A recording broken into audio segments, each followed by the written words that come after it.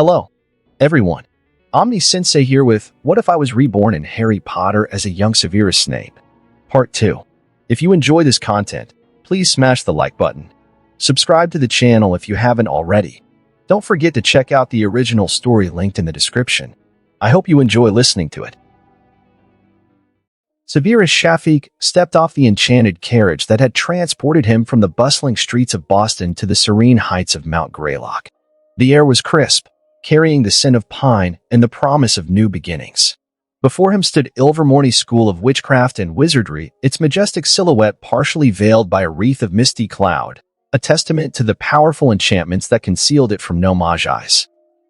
As he approached the grand entrance, the massive doors adorned with marble statues of the founders, Isolde Sayer and James Stewart, swung open silently, revealing a spacious hall where a distinguished figure awaited him. "Welcome to Ilvermorny, Mr. Snape," the man greeted with a warm smile. "I am Agilbert Fontaine, the headmaster." "Thank you, headmaster," Severus replied, inclining his head respectfully. "I trust your journey was pleasant?" "Indeed, it was." "Excellent. Let's proceed with your enrollment and a brief tour of our school." The headmaster guided him to a study filled with enchanted parchment and hovering quills. Here, they completed the necessary enrollment formalities. Academic records reviewed. His impressive OWL results were acknowledged, and Fontaine assured him he would be placed in the highest level courses for his subjects. Curriculum discussion. Ilvermorny's approach differed from Hogwarts in some areas, blending theoretical knowledge with practical applications. General guidelines. Fontaine explained that students were expected to be self-reliant, but mentors and faculty were available for guidance. "We pride ourselves on fostering independent thought and magical mastery here at Ilvermorny," Fontaine said as he handed Severus his official timetable. Severus studied the parchment. The schedule was rigorous, but he welcomed the challenge. "Your professors are already aware of your unique situation, so do not hesitate to reach out to them if needed," Fontaine added. Severus nodded in understanding. He did not intend to rely on anyone, but it was useful to know. "Given your impressive background, we've tailored a program that will both challenge and engage you," Fontaine remarked, handing Severus a parchment detailing his course schedule. "I appreciate the consideration," Severus responded, scanning the document. As they walked through the corridors, Headmaster Fontaine shared snippets of Ilvermorny's rich history. Founded in the 17th century by Isolde Sayer, an Irish witch, and her no-mage husband, James Stewart, Ilvermorny has grown from a humble cottage to the grand institution you see today, Fontaine explained. Severus listened intently, noting the parallels and contrasts with Hogwarts. Unlike Hogwarts, which sorted students into houses based on personality, Ilvermorny's 4 houses, Horned Serpent, Wampus, Thunderbird, and Pukwudgie, were focused on different magical strengths. Horned Serpent, representing the mind, favoring scholars. Wampus, representing the body, favoring warriors. Thunderbird, representing the soul, favoring adventurers.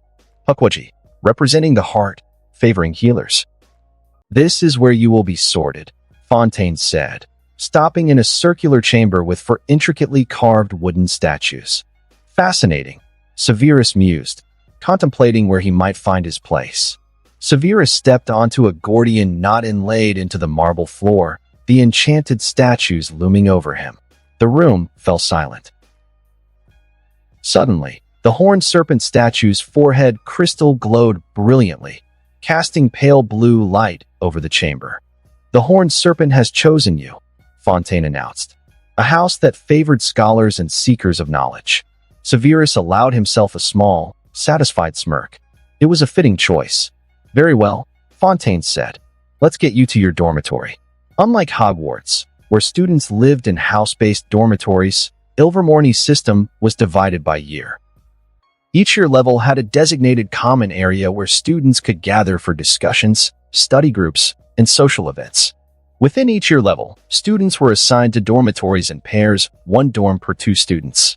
Each dormitory included 2 separate bedrooms, each with a small study area with a table and a bookshelf, allowing personal space, and a shared bathroom.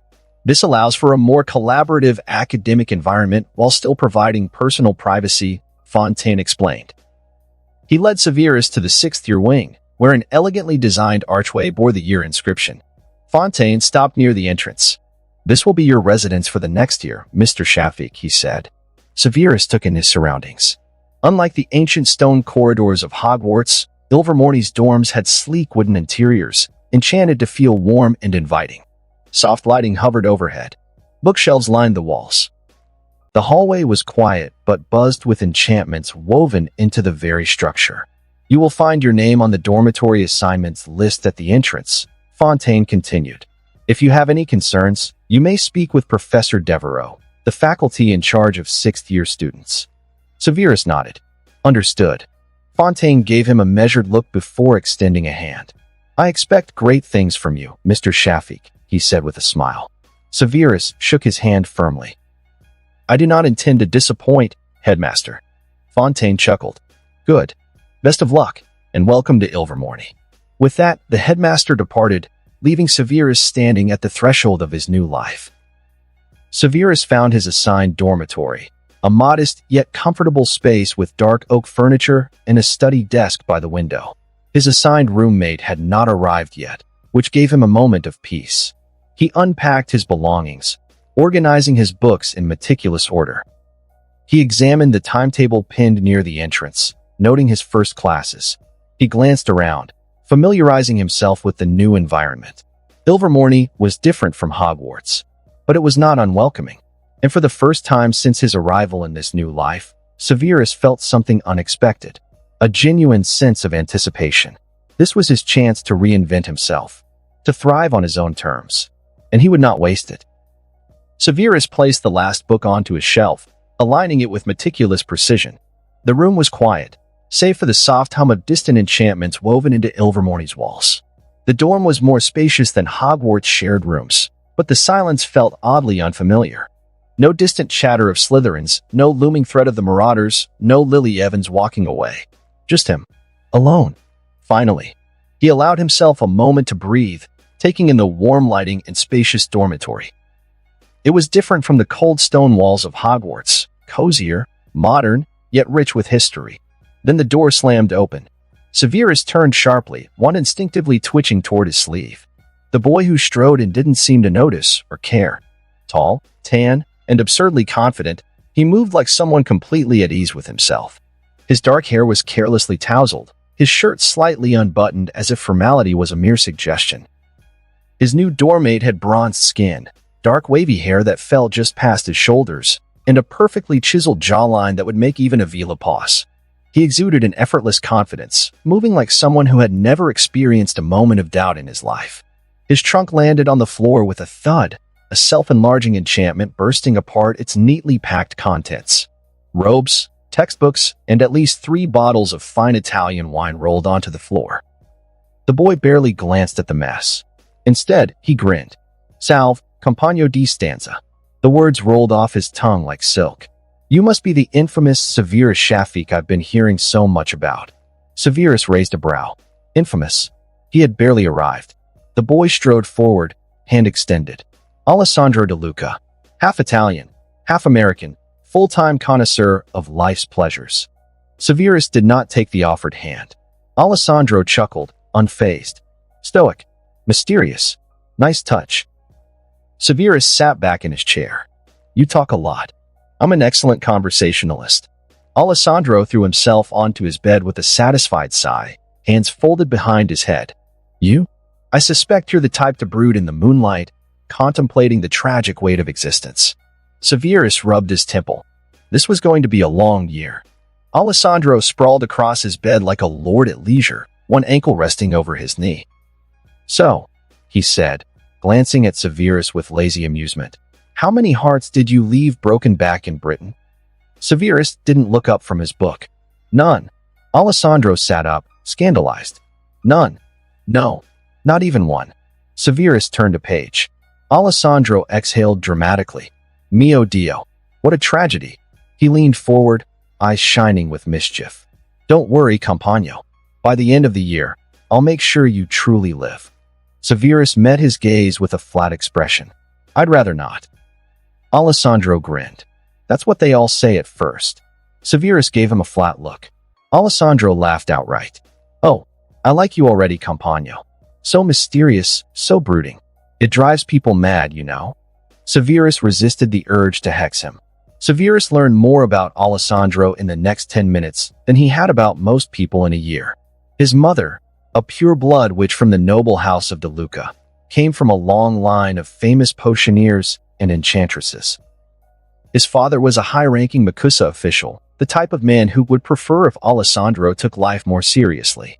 Alessandro was infamous at Ilvermorny, not for dueling, not for academics, but for breaking hearts, witches, wizards. He did not discriminate.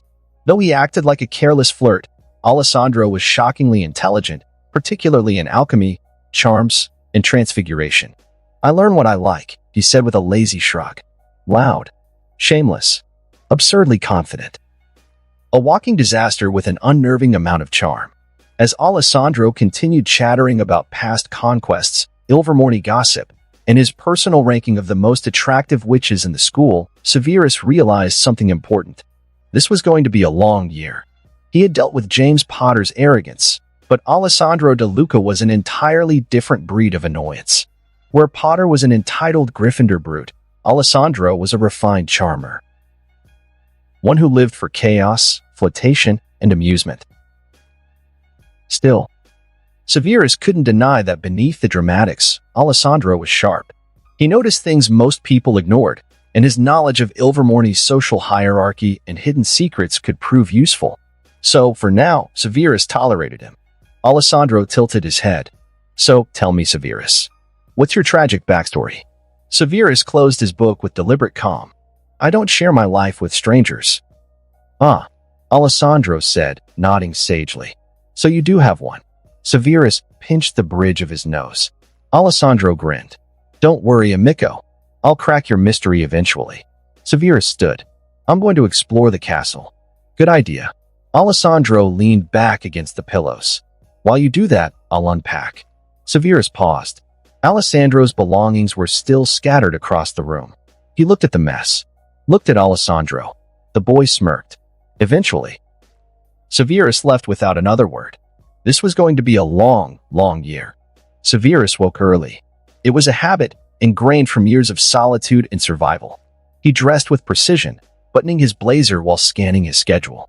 Ilvermorny's classes were structured differently from Hogwarts, more fluid, more experimental. Some classes were dedicated to collaborative spell work, while others focused on research and theory. A few minutes into his silent contemplation, he realized something was missing. Peace. A loud groan erupted from the other side of the room. Merlin Saga left. What time is it? Severus glanced over his shoulder. Alessandro De Luca lay half-sprawled across his bed, his dark curls a mess, sheets tangled around his legs. He was shirtless, golden skin catching the soft morning light. Severus sighed. It's 6:30. Too early to be awake. Severus smirked. Then go back to sleep. Alessandro flopped back dramatically, rubbing his face. Can't. I have a reputation to uphold. Severus narrowed his eyes. As what? An unbearable nuisance? Alessandro grinned sleepily. A charming one. Severus resisted the urge to hex him. By the time they made their way to the sixth-year common room, Alessandro was fully awake and, unfortunately, in his element. Unlike Hogwarts, where house common rooms kept students divided, Ilvermorny encouraged cross-house interactions. Groups of students sat around tables, playing animated wizarding chess or discussing class theories. A few Thunderbirds argued over the merits of wandless spellcasting, while a Wampa student practiced levitating small objects without a wand. The room itself was warm, inviting, enchanted to shift its appearance based on student preferences. Severus studied it all with mild interest. The atmosphere here was more relaxed than Hogwarts, but there was a current of competition beneath it. An eagerness to prove oneself, to stand out. Hey, De Luca. A loud voice cut through the chatter. A tall girl with deep brown skin, dark eyes, and a confident smirk sauntered over. She wore a Thunderbird crest on her robes, her long braids tied back with golden rings. Alessandro grinned. Kira, miss me? Not even a little. She crossed her arms. Tell me you're not corrupting the new guy already. Corrupt? Moi. Alessandro gasped in mock offense, placing a hand over his chest. Severus snorted. Kira turned to him, her smirk softening into something genuinely curious. You must be the exchange student. Severus Shafik. She nodded. Kira Thompson. Thunderbird. Specializing in ancient runes, ritual magic, and she winked, kicking DeLuca's arse whenever necessary. Rude, Alessandro muttered. A petite girl with auburn hair and bright green eyes appeared beside Kira, bouncing excitedly on her toes. Oh, are we doing introductions? I'm Evie Sterling. Wampus, charms expert, best duelist in this school, Kira scoffed. Best duelist? Please. Fine, Evie amended. Second best. Alessandro looked at Severus. I told you, mate. Competitive school. A third girl approached, tall, elegant, with striking silver blonde hair. Her uniform bore a horned serpent crest, the same house as Severus. Aurora Sinclair. She introduced herself coolly. Horned serpent, alchemy, potions, and political theory. Severus inclined his head slightly. Impressive combination. She gave him an appraising look. We'll see if you're worth the hype. Before he could respond, two boys joined them, one with curly black hair and mischievous hazel eyes, the other stockier, with an easygoing smile. Jonas Carter. The curly-haired boy grinned. Puckwaji. Healer in training, future potions master, occasional troublemaker. The stocky boy clapped Alessandro on the back. Benedict Ben Hale. Wampus. Master of hexes. Alessandro threw an arm over Ben's shoulder. And also the only reason I survived Transmigration. Ben shrugged. Someone's got to keep you from failing. Severus took all this in, storing the names, faces, and personalities in his mind.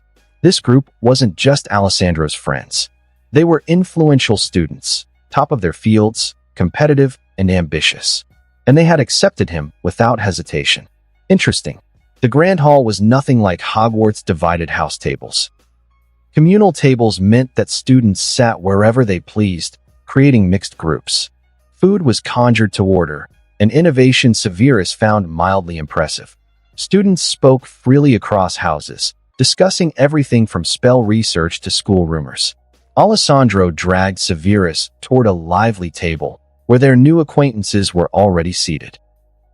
Evie leaned over, grinning. So, Shafik, what's your take?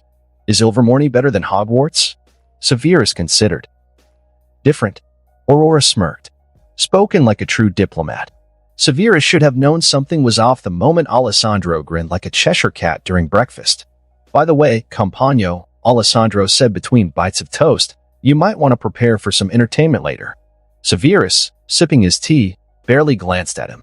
And why is that? Because you're the entertainment. Severus finally looked up. What? Alessandro wiped his mouth with a napkin and smirked. I may have casually mentioned that you're one of the best duelists in Britain.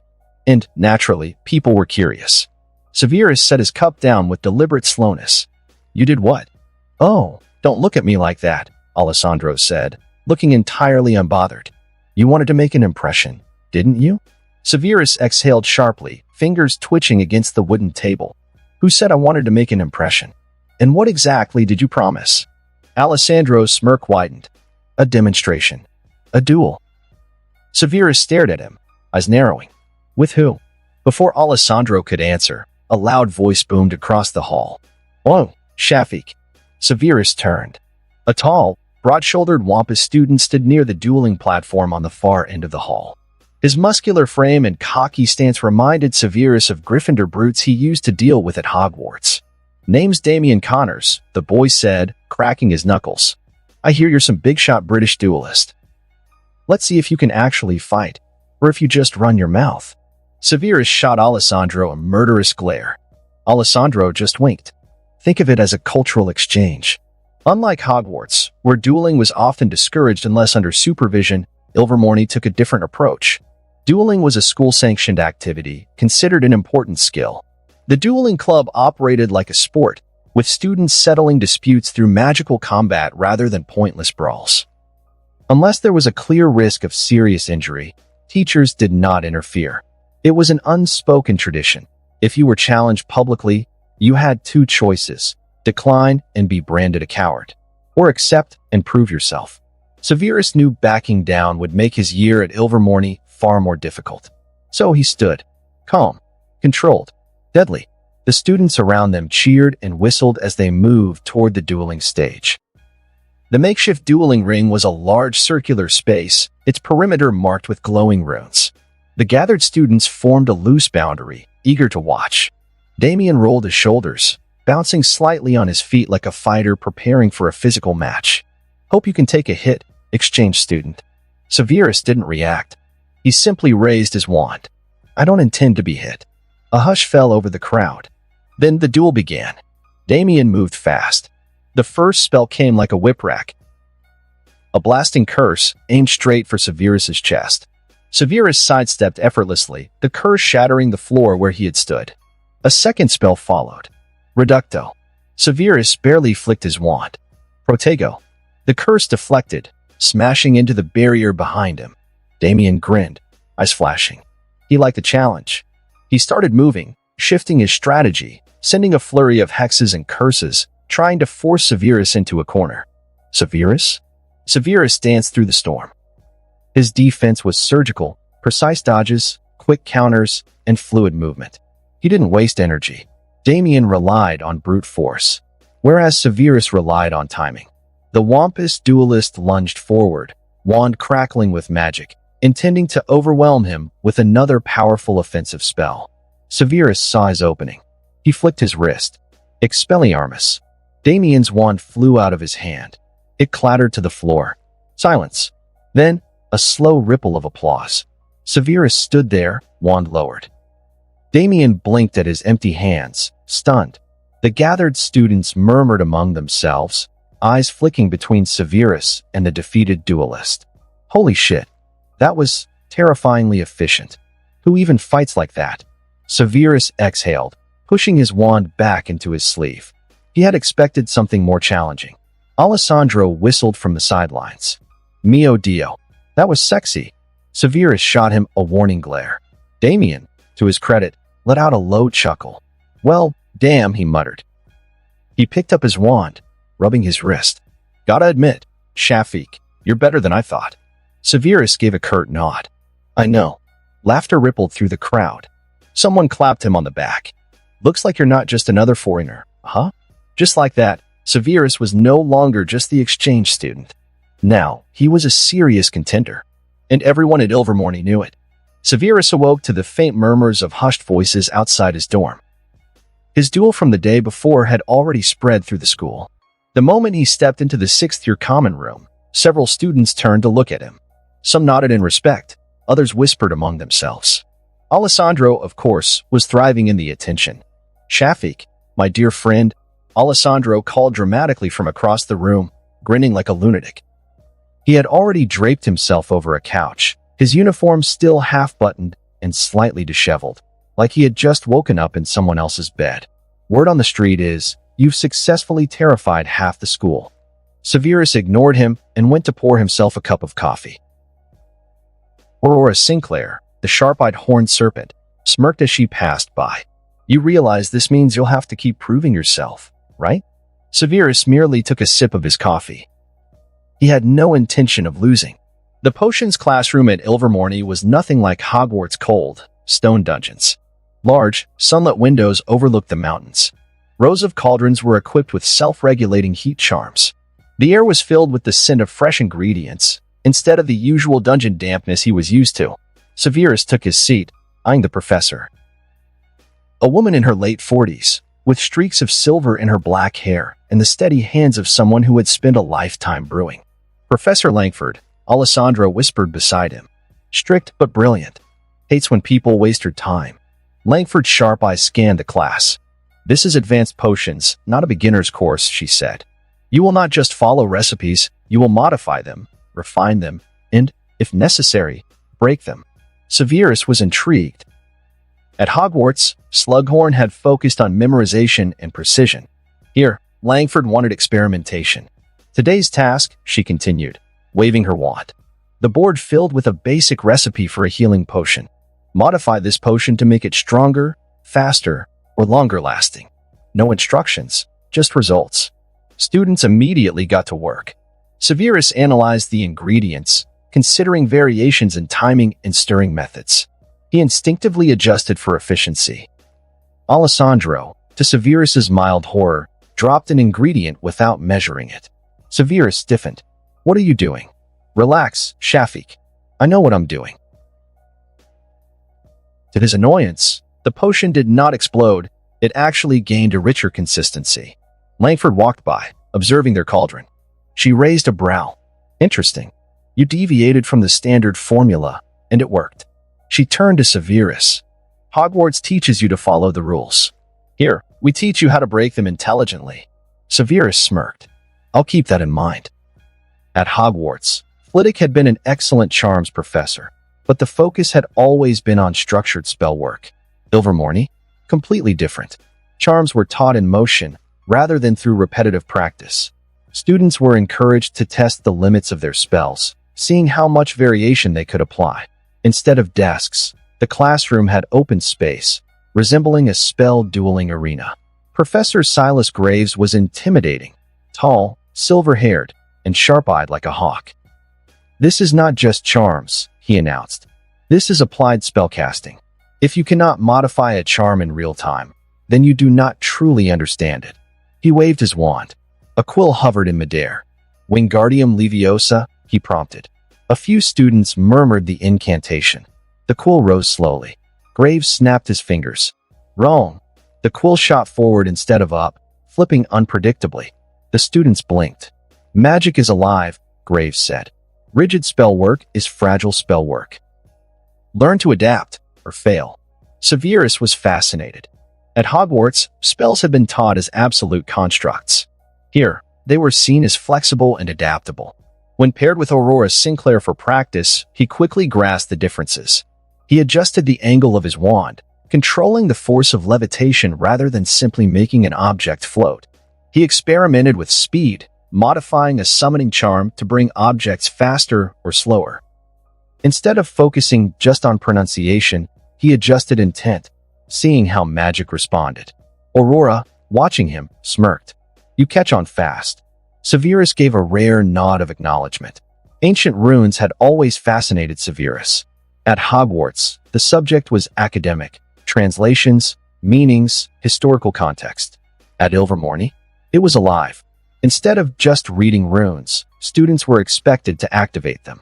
Wand movements and intent played a role in unlocking hidden magical properties.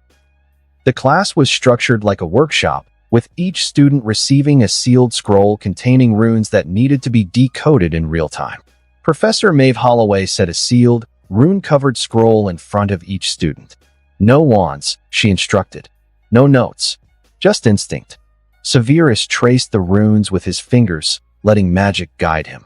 His instincts clicked before he realized what was happening. Without thinking, he murmured an incantation. The scroll unfolded itself, glowing with hidden text. Holloway tilted her head, intrigued. You cast that instinctively, she observed. Not from memory. Severus frowned. Is that unusual? Holloway smiled faintly. Very. She studied him for a moment longer, then walked away. Severus had the distinct feeling that she would be watching him closely. Unlike the chaotic, informal duel with Damien Connors, Ilvermorny's dueling class was structured and strategic. Professor Leonard Callahan, an ex-Makusa battle mage, observed the students with the precision of a trained soldier. Many of you believe dueling is about power and aggression, he said, glancing at Damien, who smirked. That is a mistake. His gaze landed on Severus. Shafiq, show them. Severus stepped forward. His opponent? Evie Sterling, a wampus duelist. Fast, unpredictable, reckless. The duel began. Evie moved first, fast and aggressive. Severus sidestepped instead of blocking, redirecting her momentum. Instead of overpowering her, he baited her into overextending, then struck.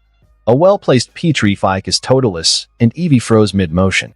The class murmured in admiration. Callahan nodded approvingly. A duelist who fights with his mind. Well done. Evie, once released, laughed breathlessly. All right, fine. You're terrifying. Severus smirked. Though potions, charms, dueling, and ancient runes had been the highlights of the day, Severus had also attended a full schedule of other subjects, each reinforcing the unique teaching style of Ilvermorny. Transfiguration, practical, not theoretical. Unlike McGonagall's strict, structured approach, Ilvermorny's method was more experimental. Students were encouraged to figure out new ways to transform objects, rather than just following existing spells. Today's task? Find an innovative way to transfigure an inanimate object into a moving one without using a pre-learned spell. Severus found it frustratingly open-ended, but also intriguing. Magical history, more than just memorization. At Hogwarts, Binns droned endlessly about past events. Here, the subject was interactive. Professor Hammond led debates, forcing students to defend different historical perspectives. Today's discussion? The ethical consequences of Rappaport's law and its impact on magical secrecy in America. Severus wasn't used to debating history. He had always just been expected to memorize it. Astronomy, magic beyond the stars. Less about charting stars and more about understanding their influence on magic. Lunar phases, planetary alignments, and their effect on spellcasting, a concept Hogwarts barely touched on. Severus had never considered that his own spell work could be subtly affected by celestial movements. Herbology, a living science. No greenhouses here. Ilvermorny students studied magical plants in a real forest. Their first lesson involved identifying indigenous magical flora and how they differed from European species. Severus had to admit, learning in the field, rather than from inside a greenhouse, made a difference. By the end of the day, one thing was clear. Everything about Ilvermorny was designed to challenge traditional learning methods. By the time Severus returned to the sixth-year common room, his mind was buzzing. Ilvermorny was nothing like Hogwarts. Magic was fluid, adaptable, and constantly shifting. Classes were designed to force creativity, not just memorization. Dueling wasn't about raw strength. It was about precision, control, and intelligence. Hogwarts had taught him rigid structure. Ilvermorny was forcing him to think beyond that. He wasn't just learning new magic, he was unlearning limitations. And for the first time in years, he felt challenged. Severus barely had time to process the day before Alessandro threw himself onto the couch beside him, sighing dramatically. Merlin's beard, what a day. Severus shot him a flat look. You barely did anything. Excuse me, I cast at least 5 spells. Wrong, Kira interjected from across the room, stretching her arms over the back of her chair. You flirted with at least 5 people. That's not the same thing. Alessandro placed a hand on his chest. Flirting is an art. You wouldn't understand. Evie Sterling smirked, flipping her hair as she sprawled onto a beanbag. Says the guy who got hexed by a 5th year for trying to appreciate her aesthetic in the hallway. That was a misunderstanding. Sure, Aurora Sinclair drawled, sipping her tea. And you definitely didn't deserve it. Alessandro groaned, slumping further into the couch. You're all against me. Severus almost smirked. Almost. Jonas, the Pukwudgie healer in training, shook his head. I still can't believe you signed Severus up for that duel before classes even started. Ben Hale, the Hex Master of Wampus, chuckled. Bold move, but I gotta admit, it paid off. Evie grinned at Severus. You wrecked Connors. Severus took a slow sip of his tea. He was predictable. Kira laughed. Damn, Connors is gonna hate that. Aurora leaned forward. So, what's your impression so far, Shafiq? Severus considered for a moment before answering. Different. Jonas snorted. Understatement of the year. Alessandro nudged Severus with his elbow. You know, compagno, I think you might actually fit in here. Severus tilted his head slightly, considering the words. For the first time, he thought, maybe he did. Severus's POV. I had never been good at making friends. At Hogwarts, relationships were built on necessity, not companionship. In Slytherin, alliances were political, a means to an end. With the rest of the school, I had been an outcast at best, a target at worst. Even with Lily, the closest thing I had ever had to a real friend, our bond had been fragile, one built on childhood naivety, one that crumbled the moment I no longer fit into her simplistic, black and white worldview. But Ilvermorny was different. And no matter how much I told myself that I didn't care, that I didn't need anyone, I found myself drawn in before I even realized it. At some point, I wasn't sure when, I stopped just being an observer in their ridiculous group. One moment, I was simply sitting nearby during meals. The next, Evie and Kira were pulling me into conversations. Aurora was debating magical theory with me. Jonas and Ben were casually including me in dueling practices. Alessandro was actively dragging me into chaos. That last part, in particular, was unavoidable. If I had to blame anyone for my unwanted social life, it would be Alessandro. My obnoxious, overly persistent, reckless doormate had made it his personal mission to involve me in as many absurd situations as possible. And despite my best efforts, he kept succeeding. A betting pool on which professor would snap first, Evie won. Transmigration professor lost their temper first. A ridiculous potion challenge that ended with Alessandro nearly burning his eyebrows off, forcing me to try some American candy that turned my tongue green for an entire day. "You're an absolute menace, DeLuca," I muttered one afternoon, watching him scrape remnants of singed hair from his cauldron. Alessandro grinned, utterly unrepentant. "I live to keep life interesting, compagno." I sighed deeply. Some of us prefer to survive the week intact. Boring. I rolled my eyes. But I wasn't actually annoyed. If Alessandro was the chaotic instigator, then Kira and Evie were the ones who managed to break through my defenses without me realizing it. It started with small things. A shared table in the Ilvermorny Grand Hall. The occasional group study session, where Evie definitely did not study. A casual joke that I made, and for once, instead of offense, it was met with laughter. That was new. And then, somehow, I was just part of it. Evie forcing me to sit with them in the common room. Kira dragging me into casual discussions like I had always been included. Both of them teasing me mercilessly, but never cruelly. "You're surprisingly tolerable for a brooding intellectual," Kira commented one evening, tossing a pillow at me.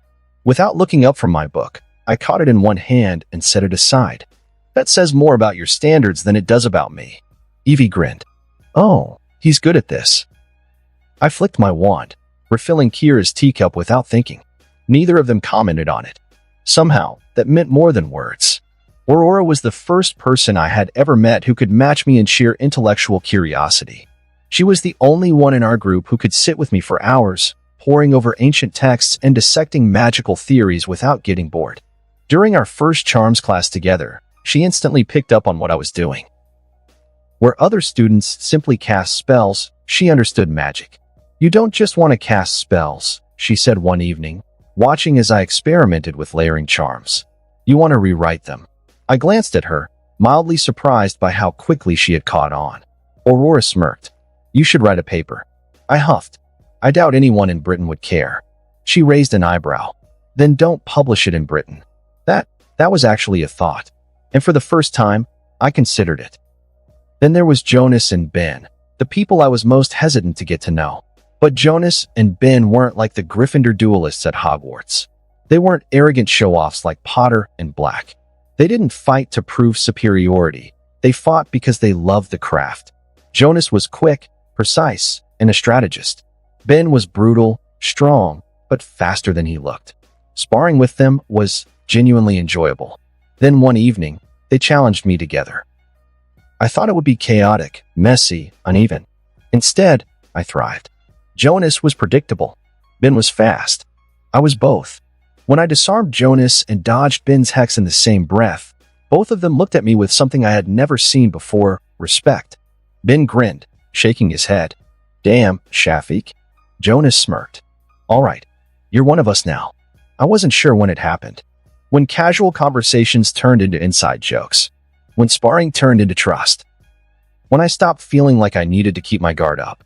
One evening, I sat by the fireplace in the common room, half listening as Alessandro argued with Evie over something completely ridiculous.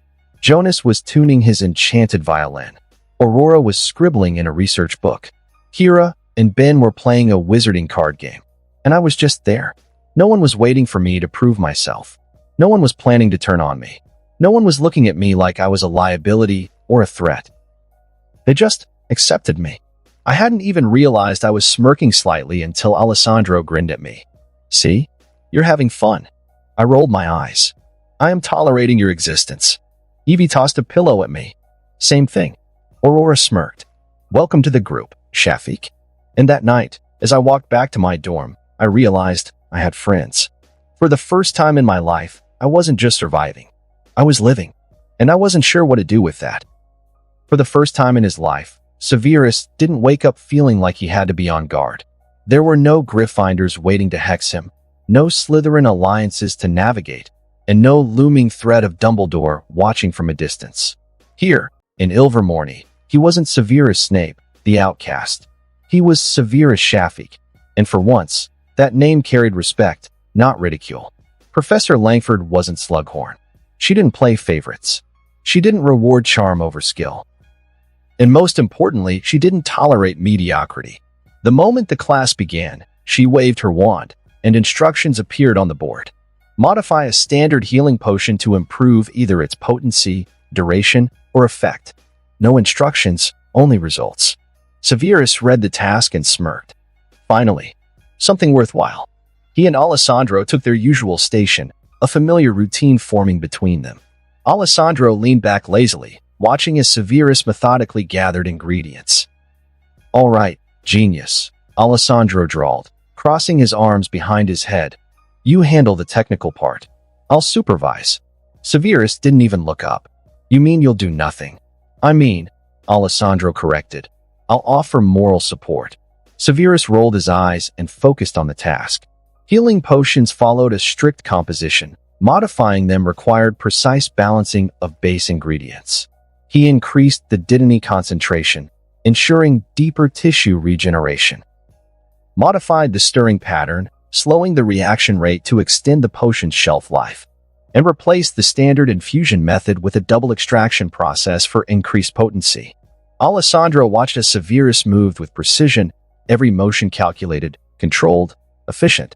The way he chopped, measured, stirred, it was like an art form. Alessandro whistled. "Damn, you look like you're conducting a symphony." Severus smirked, as never leaving his cauldron. "That's because you have the attention span of a dung beetle." Alessandro grinned, completely unfazed. "And yet, somehow, I'm your lab partner." "Tragic oversight," Severus muttered. Professor Langford walked by their station, peering into their cauldron. Her sharp blue eyes narrowed slightly. "Interesting," she murmured. "You altered the absorption rate." Severus inclined his head slightly. "It should allow the potion to work twice as fast with half the usual dose." Langford tapped the rim of his cauldron, intrigued. "And you're certain there are no side effects?" "If taken as intended, no," Severus said. "However, an overdose could lead to accelerated cell regeneration, which could result in minor inflammation if unchecked." Langford's lips curved into a small, approving smile. Well, she said. "A student who actually thinks beyond the standard process." Alessandro placed a hand over his heart. "Professor, I also contributed." Langford ignored him entirely. "I expect a full report on the process, detailing every change, its magical properties, and why you made these decisions." Severus nodded, feeling a quiet satisfaction settle in his chest. At Hogwarts, he had been forced to hide his genius, knowing that even Slughorn wouldn't look past the Potters and Blacks. But here, his skill mattered. At Hogwarts, charms had been one of Severus's strongest subjects, but Ilvermorny forced him to think beyond mechanics. Instead of just casting a spell, Professor Graves wanted students to change how the magic functioned. Graves paced in front of the class, his gaze sharp as ever. "The essence of spell work isn't just the words," he said. "It's intent, energy, will." With a sharp flick of his wand, he pointed to the chalkboard. "Take a standard shield charm. Now modify it. Make it stronger, last longer, or change its properties. You have 1 hour." Severus was paired with Aurora Sinclair, who was just as methodical and precise as he was. Aurora studied him as he altered his wand movements, adjusting his incantation rhythm. "You're restructuring the layering sequence," she noted, watching his gestures carefully. Severus nodded, focused. "If the shield's foundation is reinforced, it absorbs impacts instead of just blocking them." Aurora tapped her chin, intrigued. "Which means instead of deflecting force, it can be used to store magical energy." Severus's lips curved into a rare smirk. "Exactly." When they demonstrated, Graves was visibly impressed. "Shafik, Sinclair, excellent work," he said, arms crossed. "This is exactly what I want. Intelligence over brute force." Severus could almost hear James Potter scoffing in his head. Intelligence over brute force. Yes, that was what set him apart. That evening, instead of retreating to his dorm, Severus found himself in the sixth-year common room, surrounded by people. Not enemies. Not opportunists. Actual friends. Aurora and Jonas sat debating magical theory, while Evie and Kira mock-dueled with harmless hexes. Alessandro was half asleep on the couch, muttering something about the injustice of early morning classes. Severus, for the first time in years, was simply there, without a burden on his shoulders. Then Jonas, ever the curious one, leaned forward, his gaze thoughtful. "So, Shafiq," he said, "what's Hogwarts actually like?" Severus raised an eyebrow. "What do you mean?" "Well," Jonas continued, "all we really know is what we read about in old publications. It's supposed to be, you know, a bit medieval." Kira nodded, tilting her head. "Yeah, it seems like it never modernized. Like, Ilvermorny updates its curriculum every decade. When was the last time Hogwarts did?" Severus hesitated. Because they weren't wrong. The curriculum at Hogwarts was unchanged for centuries. Students still studied from textbooks that had been in use for generations. "It's very traditional," Severus finally admitted. Aurora scoffed. "That's one way to say outdated." "No, but seriously," Evie cut in. "Where are the British magical innovations? The new spell developments? The latest potions research?" She waved a hand. "We get publications from France, Italy, Spain, Brazil, Japan, but hardly anything from Britain." Severus thought back to his time at Hogwarts. The books in the library were old. New research was almost non-existent. No major magical discoveries had come out of Britain in decades. The only real innovations he had seen were in his own personal research. He frowned slightly. "That's not an unfair observation." Jonas leaned forward, interested. "Why do you think that is?" Severus exhaled, choosing his words carefully. "Because the system doesn't encourage it." Aurora narrowed her eyes. "Meaning?" Severus tapped his fingers against his knee. "Hogwarts prioritizes tradition over progress. There's an emphasis on preserving the past, but very little push for advancement. Which explains why we barely see any new British spell work," Jonas mused. "Or groundbreaking potions research," Evie added. "France has had, what, 5 major breakthroughs in the last 20 years? 6, Kira corrected. Spain's got 4. Italy leads in enchanting techniques. Japan has completely revolutionized wandless magic. In Britain, stuck in the past," Aurora muttered. Severus considered this. Hogwarts didn't even offer enchanting or wandless magic as serious subjects. Then Alessandro, still half-draped over the couch, lazily lifted a hand. "Okay, but I have to ask," he said, eyes half-lidded. "Is it really as bigoted as people say?" Severus's jaw tightened. Everyone was watching him now, waiting for his answer. He could lie. Say that it wasn't as bad as they thought. That it was just different. But he didn't. Instead, he spoke plainly. "It's worse." The room went quiet. Severus sighed. "It's not just a bias against no-mage-borns, it's systemic. The laws, the hiring practices, the social structures, everything is built around keeping the old bloodlines in power." Jonas frowned.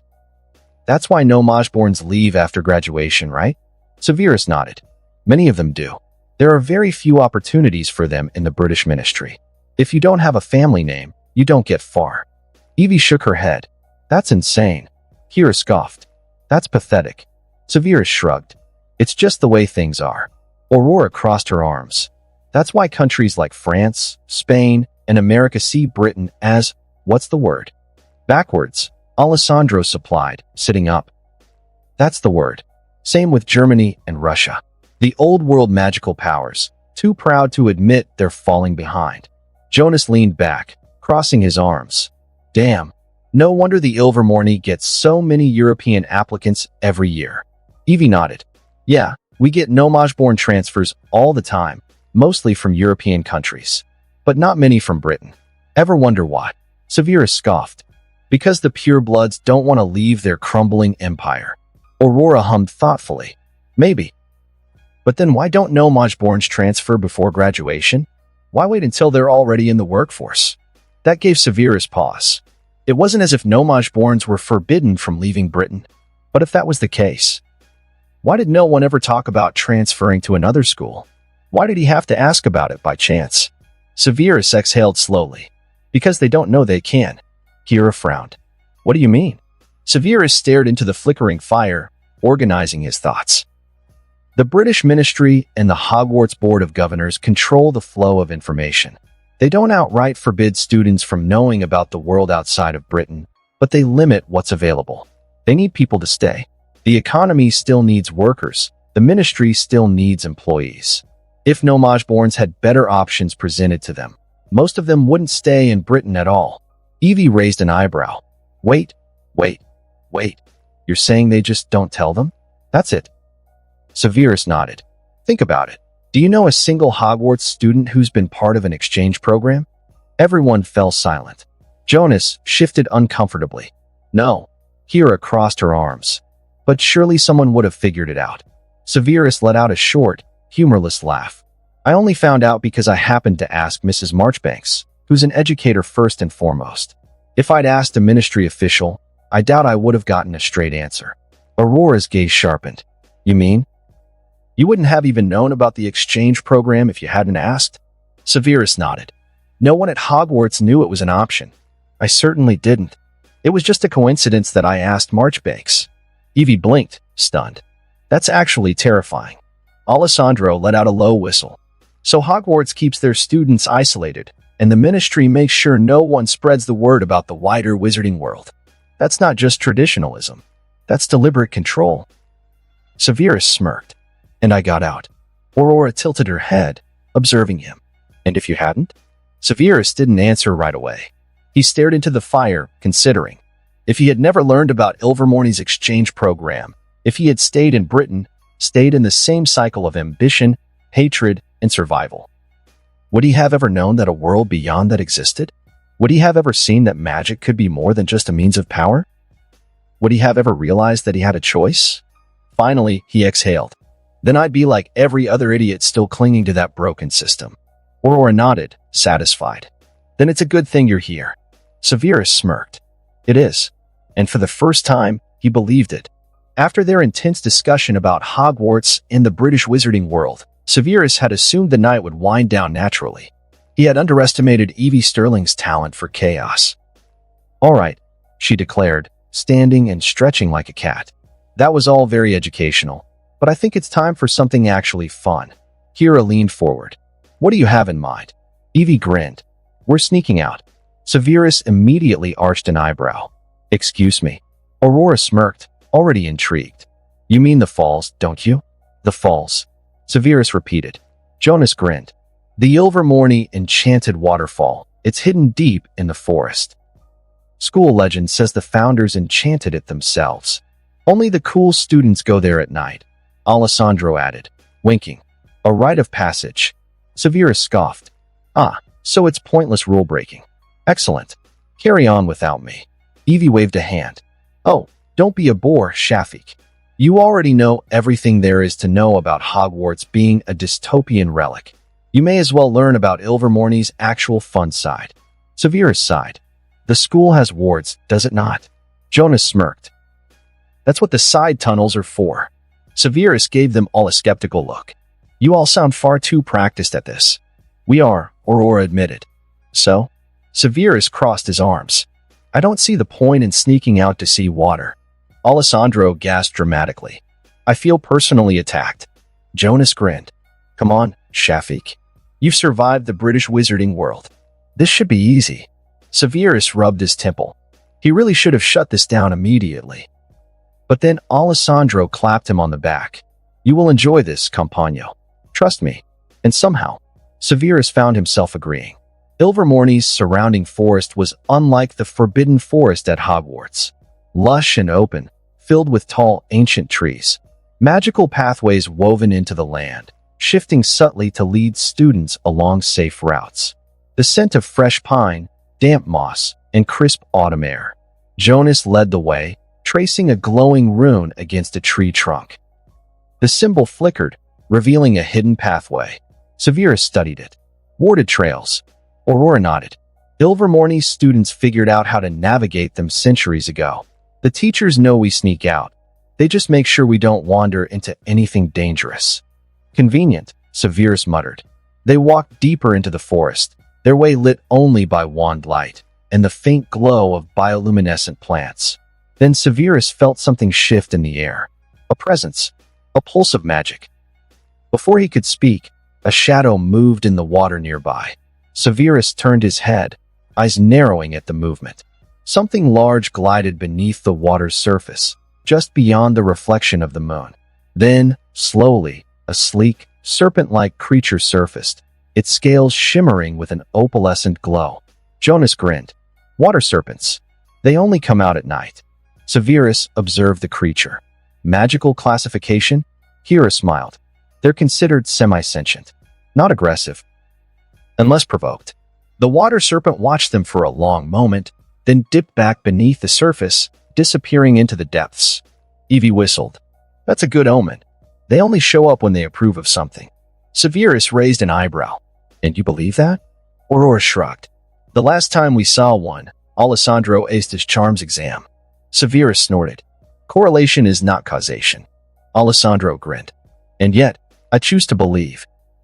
They continued their journey, passing through a grove of moonflowers, their petals glowing faintly in the dark. Finally, they emerged into a clearing. And there it was, the Ilvermorny Enchanted Falls.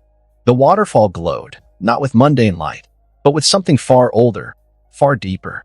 It was as though the water itself had been infused with starlight, cascading down in a silver-blue shimmer, illuminating the darkened clearing with an ethereal glow. The air hummed with raw magic, the kind that sent a tingling awareness up Severus's spine. This was not an artificial enchantment, not a man-made spell woven into existence. This was ancient magic, something that had been here long before Ilvermorny was founded, something that had thrived in the untouched wilds of the North American magical landscape. Severus found himself momentarily still, his dark eyes fixed on the rushing water as it plunged into the lagoon below. It wasn't like the Great Lake at Hogwarts, nor was it like the Forbidden Forest hidden pools, which often felt like they held secrets better left undisturbed. This place? It was alive. The magic pulsed in the air, subtle yet undeniable, wrapping around them like an unseen force, watching, waiting. For a brief moment, he envied the students who had grown up here. Was this what magic felt like, when it wasn't bound by the limitations of blood politics, rigid tradition, and outdated beliefs? He was still lost in thought when Evie smirked at him from the side. Worth it? She asked, amusement dancing in her gaze. Severus exhaled, almost amused despite himself. It's acceptable. Alessandro, of course, took that as a victory. He threw an arm around Severus's shoulders with a triumphant grin. See? You do have a soul. Severus rolled his eyes. Jonas plopped down onto a large, moss-covered rock, grinning. All right, who brought the contraband? Aurora wordlessly produced a flask from the inner pocket of her robes and tossed it to Evie, who caught it with practiced ease. We made an effort, Aurora said dryly. Severus eyed the flask warily. Evie took a sip before offering it to him. Go on, Shafiq. Consider this another rite of passage. Severus snorted. I prefer not to poison myself. Hera scoffed. It's just fire whiskey. Unless you Brits drink something weaker. Alessandro grinned devilishly. Ah, is this your first time, Shafiq? Severus narrowed his eyes. I am fully capable of handling a simple drink. Jonas smirked. Then prove it. Severus snatched the flask from Evie, ignoring the knowing looks his so-called friends exchanged. He took a single, deliberate sip and immediately coughed, his throat burning like he'd swallowed liquid fire. Evie howled with laughter. Oh, that was beautiful. Alessandro clapped him on the back. Congratulations, compagno. You've now officially lived. Severus scowled, wiping his mouth as the others continued laughing. Never again. It happened quickly. One moment. The air was calm, filled with nothing but the distant chirping of nocturnal creatures and the steady rush of water. Then, Severus felt it. A shift. The hair on the back of his neck stood on end as an unnatural stillness settled over the clearing. Then, a distant rumble of thunder. The wind changed direction, sweeping through the trees with a sudden, biting chill. Hera looked up at the sky, frowning. That's not good. Aurora stood abruptly. We need to go. Now. Severus barely had time to process the warning before the storm hit all at once. Sheets of rain crashed down, drenching them instantly. The sky split with jagged streaks of lightning. The waterfall roared louder, responding to the storm as though alive. Run, Evie yelled. They bolted, sprinting back toward the hidden pathways, their boots sloshing through the rapidly forming mud. The wind howled around them, lashing through the trees with unnatural force, as if something immense had been disturbed. And then as something moved in the sky, Severus skidded to a halt as a flash of gold and silver feathers streaked across the storm-darkened sky. The rain blurred everything, but even through the downpour, the creature was unmistakable. A thunderbird. It soared through the air, wings outstretched, catching the lightning in a way that made its entire form glow. Its massive wingspan cast a shadow over the treetops, and for a fleeting moment, its molten gold eyes locked onto them. The world seemed to still, as if even the storm held its breath. No one moved. No one dared move. Severus had read about thunderbirds, legends, stories, old texts, but nothing had prepared him for the sheer awe of witnessing one in flight. They were sacred creatures, rarely seen, even by North American wizards. Jonas whispered, breathless, "Did we just?" Aurora, still staring at the sky, nodded. "We did." Evie exhaled. "Well, that's new." The Thunderbird hovered for a single moment, power coiled beneath its wings, then, with a single powerful stroke, it vanished into the storm, disappearing into the night. A beat of silence followed. Then Alessandro let out a low whistle. "Shafiq, was this in your little Hogwarts education?" Severus, still catching his breath, almost smiled. "No," he admitted. "This is entirely new." And as they raced back to Ilvermorny, soaked to the bone but grinning like idiots, Severus realized he didn't mind breaking the rules. Not tonight. Potions had always been my domain, but for the first time in my life, I wasn't just modifying someone else's work. I was creating something new. The idea had formed in passing, sparked by a conversation with Aurora during one of our study sessions. "You know," she had said, flipping through a book, "one of the biggest industries in America's magical world is beauty potions and medical alchemy. There's an actual patenting process for new formulas, something Hogwarts never bothers teaching." That caught my attention. "Patent?" I asked, intrigued. Aurora smirked. "Yes. If you create an original potion, you can register it under your name, get rights to it, and license it to potion companies. Some of the biggest potion makers here got their start as students. I had never considered that before. In Britain, potioneering was seen as a traditional craft, something learned through apprenticeship, not something that could be monetized or revolutionized. A thought formed in my mind. What's the most lucrative sector? Aurora leaned back, considering. Medical innovations and personal enhancement potions.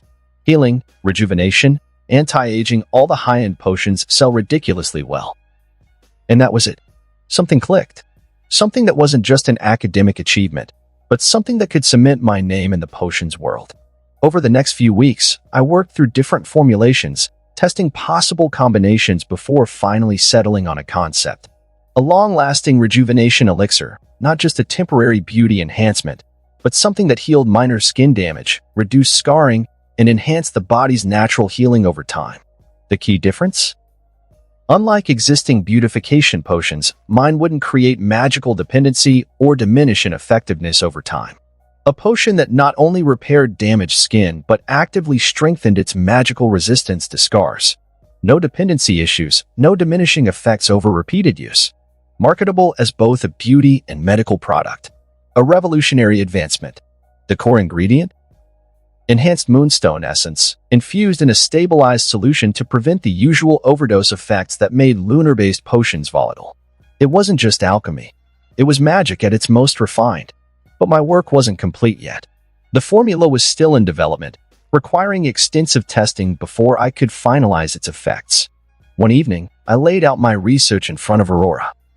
She scanned the parchment, her sharp eyes taking in the detailed brewing process, the ingredient balance, and the expected results. She tapped a finger against the paper. "You're serious about this?" I met her gaze. "Obviously." She exhaled. "Severus, this could actually make you a fortune. If you get this approved, companies will pay absurd amounts to get exclusive rights to sell it." That's the point. A slow smirk spread across her face. "I like the way you think, Shafiq. I wasn't doing this for money alone. I was doing it because I could. Because for the first time, I wasn't just a brilliant student hidden in the shadows. I was actively creating something new. When I finally presented my research draft to Professor Langford, her reaction was immediate. She studied the formula with genuine intrigue, running a sharp eye over the calculations before setting the parchment down. "This is interesting." She glanced up at me. "You realize you could get this patented, don't you?" I nodded. "That's the plan." Langford considered me for a long moment. "Patenting through the American Potions Guild is a good start, but if you want global recognition, you need to go through the ICW. I frowned slightly. ICW. Langford leaned back in her chair. The International Confederation of Wizards regulates magical patents worldwide. Anything officially registered through them is protected across multiple nations. It's the equivalent of no-maj intellectual property laws, but for magic. If you register your formula there, it would be recognized in Europe, North America, and most of Asia. I hadn't known that. Aurora whistled lowly. "Damn, that's big leagues." Langford nodded. "But patents alone won't earn you credibility." She looked at me, considering. "Have you considered publishing?" I frowned. "Publishing what?"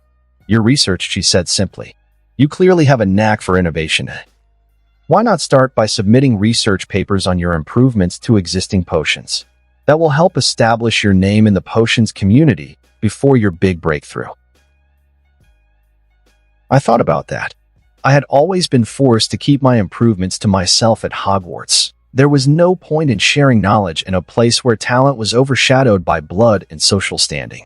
But here, the work spoke for itself. Publishing research papers before finalizing my own invention? That was a strategic move. I nodded slowly. "That could work." Langford smirked. "Good. Because I think you're wasting your potential sitting in a classroom." I raised an eyebrow. "Meaning?" She leaned forward. "You clearly want to earn your mastery as quickly as possible." She wasn't wrong. I had already decided. I wanted to become the youngest potions master in Britain, possibly the world. I crossed my arms. "What's the fastest route?" Langford's eyes gleamed with approval. "To become a recognized potions master, you typically need to complete an apprenticeship under a certified master," she explained. "But that takes years." I scowled. "That's inefficient." She smirked. "There is another way, but most people don't take it." I leaned forward. "Explain." Langford set her quill down. "The ICW allows prodigious potion makers to bypass the apprenticeship process by submitting 5 original potions, new creations that have never been seen before, 10 documented improvements to existing potions, a formal review process by the ICW Potions Authority. If you pass, you get your potions mastery certification immediately. No apprenticeship required." Aurora's eyes widened. "That's insane." Langford smirked. "Which is why most people don't go for it. Inventing a single new potion is difficult enough. Creating 5 is nearly impossible." Aurora glanced at me. "You're actually considering this, aren't you?" I exhaled slowly. I wasn't just considering it. I was going to do it. I had already started working on my first original potion.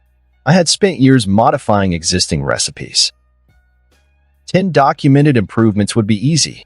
And if I could do this, I would be one step closer to cementing my legacy. I met Langford's gaze. "I'll do it." Her smirk widened. "Good. Then let's get started." Late that night, after finalizing his latest research notes, Severus sat back in his chair, rubbing his temples. His mind was buzzing with formulas, ingredient ratios, and stabilization techniques, but something else lingered in the back of his mind. Something he had neglected to check for weeks. With a flick of his fingers, he pulled up the system interface. "Eva." His voice was calm, but firm. "Give me a full update on my mission progress." There was a brief pause before the familiar voice of his system assistant responded. "Mission progress. Major milestones achieved.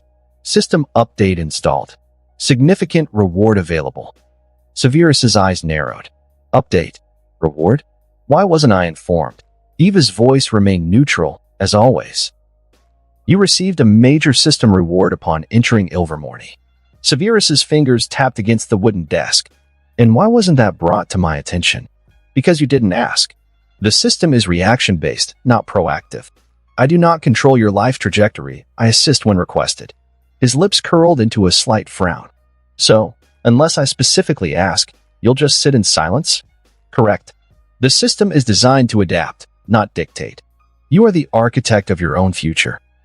Severus leaned back, contemplating that. It was different from other systems he had read about in fiction. Most were designed to guide or push their hosts along a set trajectory. But this was a tool, not a leash. Fine. What was the reward? Eva paused, as if measuring the weight of its response. Your departure from Britain marks a major divergence in the timeline. Severus already knew that. His entire existence here was proof that things had changed irreversibly.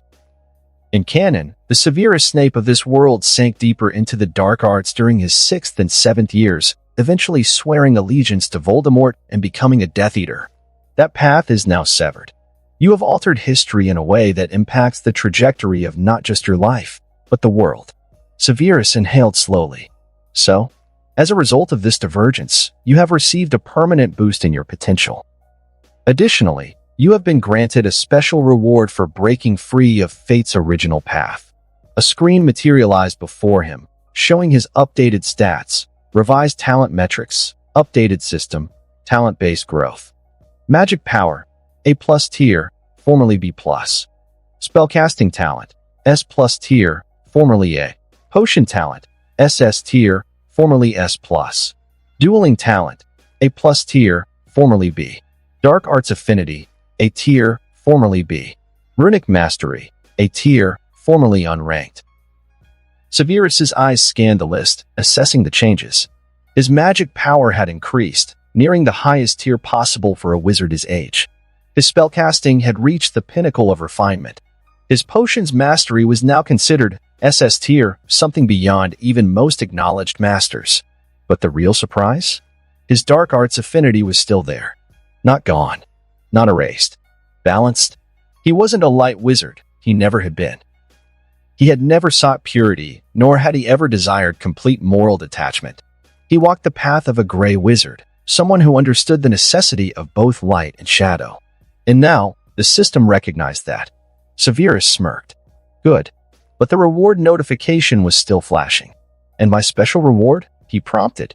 As a reward for permanently diverging from Fate's original trajectory, you have been granted the ability to create a unique magical signature in potioneering.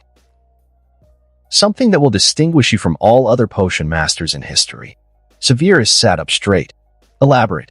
The world's greatest potioneers are known for their signature contributions, Zygmunt Budge for his instant healing elixirs, Nicholas Flamel for his Philosopher's Stone, Gethsemane Prickle for her work in experimental brewing. You have now unlocked the potential to forge a personal alchemical affinity, a unique ability that will define your career in potioneering. A secondary screen appeared.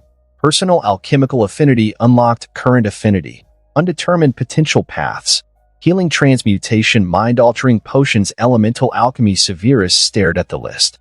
He had never heard of this before. So, I get to create a completely unique approach to potion making? Something that no one else in the world can replicate. Precisely. This ability will evolve based on your research, experiments, and discoveries.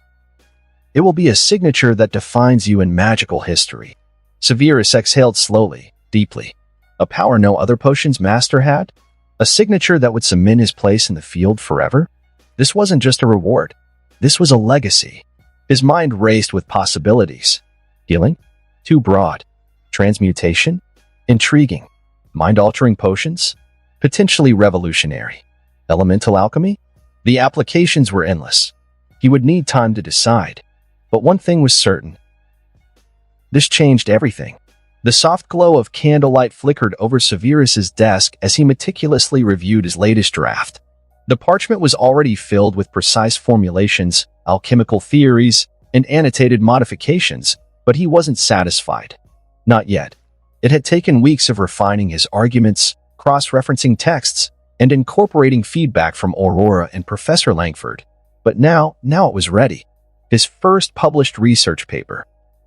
His work focused on improving the efficacy of Essence of Dittany, a common healing potion that, while effective, had limitations in treating deeper tissue damage. By integrating a controlled infusion of silverthorn extract, a rare magical herb known for its regenerative properties, he had increased the potion's ability to accelerate internal wound healing without risking toxicity. It wasn't a groundbreaking discovery, not yet. But it was a step forward.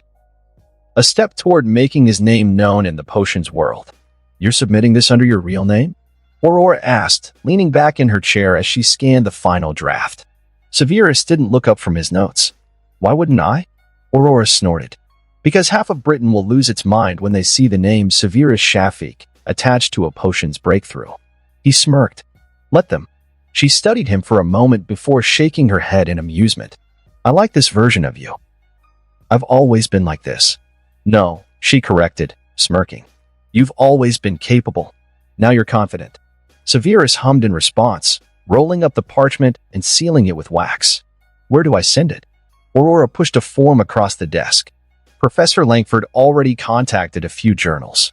The American Potions Guild is interested, but she suggested aiming higher, the International Alchemical Review, which is part of the ICW's recognized publications. If you get published there, your name will be on an international platform. Severus raised an eyebrow. "Ambitious." Aurora grinned. "So are you." He picked up the form and signed his name boldly at the bottom. Severus Snape. For the first time, he wasn't just improving potions for himself. The world was going to know his name. Despite his progress in publishing, his real challenge remained unfinished. The rejuvenation elixir was still imperfect. The base formula worked, but its effects weren't consistent across different magical constitutions. The moonstone infusion process needed more stabilization. Otherwise, the potion's potency fluctuated unpredictably. The texture was slightly too viscous, making absorption less efficient. Failure wasn't an option. For hours, Severus experimented in the potions lab, adjusting the stirring patterns, ingredient ratios, and brewing temperatures. Aurora occasionally dropped by, watching with curiosity but saying nothing. Jonas, ever the duelist, smirked at the sight of Severus glaring at a cauldron. "Never thought I'd see a guy fight with a potion." Severus exhaled through his nose. "It's not fighting me. It's resisting innovation." Ben leaned against the counter. "That's just a fancy way of saying it's kicking my ass." Severus shot him a look. "It is not." Ben grinned. "Sure, buddy." Severus scowled but kept working. The potion would be perfected. It was only a matter of time and persistence. Severus had expected a quiet evening. Maybe some research, maybe some potion refinements. Instead, he was being dragged, quite literally, into the Ilvermorny training grounds by Alessandro, Jonas, and Ben. The massive outdoor space, tucked behind an enchanted clearing, was typically reserved for dueling practice and physical training. Tonight, however, it was being used for something far less formal. A boys' workout session that Severus had apparently been voluntold into. Severus raised an eyebrow as he took in the scene. Jonas and Ben were already stretching, their shirts tossed aside as they prepared for what looked like combat training. Alessandro, meanwhile, was adjusting his hair in a reflective surface conjured from his wand.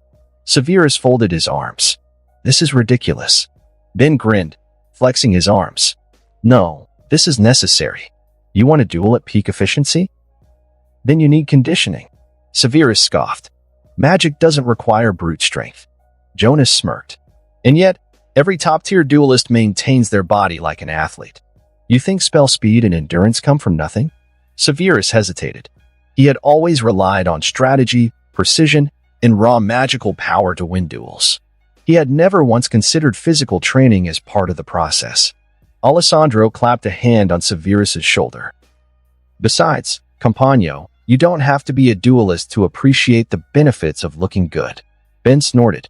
"Merlin, Alessandro, do you ever think about anything besides impressing women?" Alessandro grinned. "Of course. I also think about how to keep impressing them." Severus rolled his eyes. "This is absurd." Jonas smirked. "Not as absurd as you running laps in a robe. Take it off, Shafik."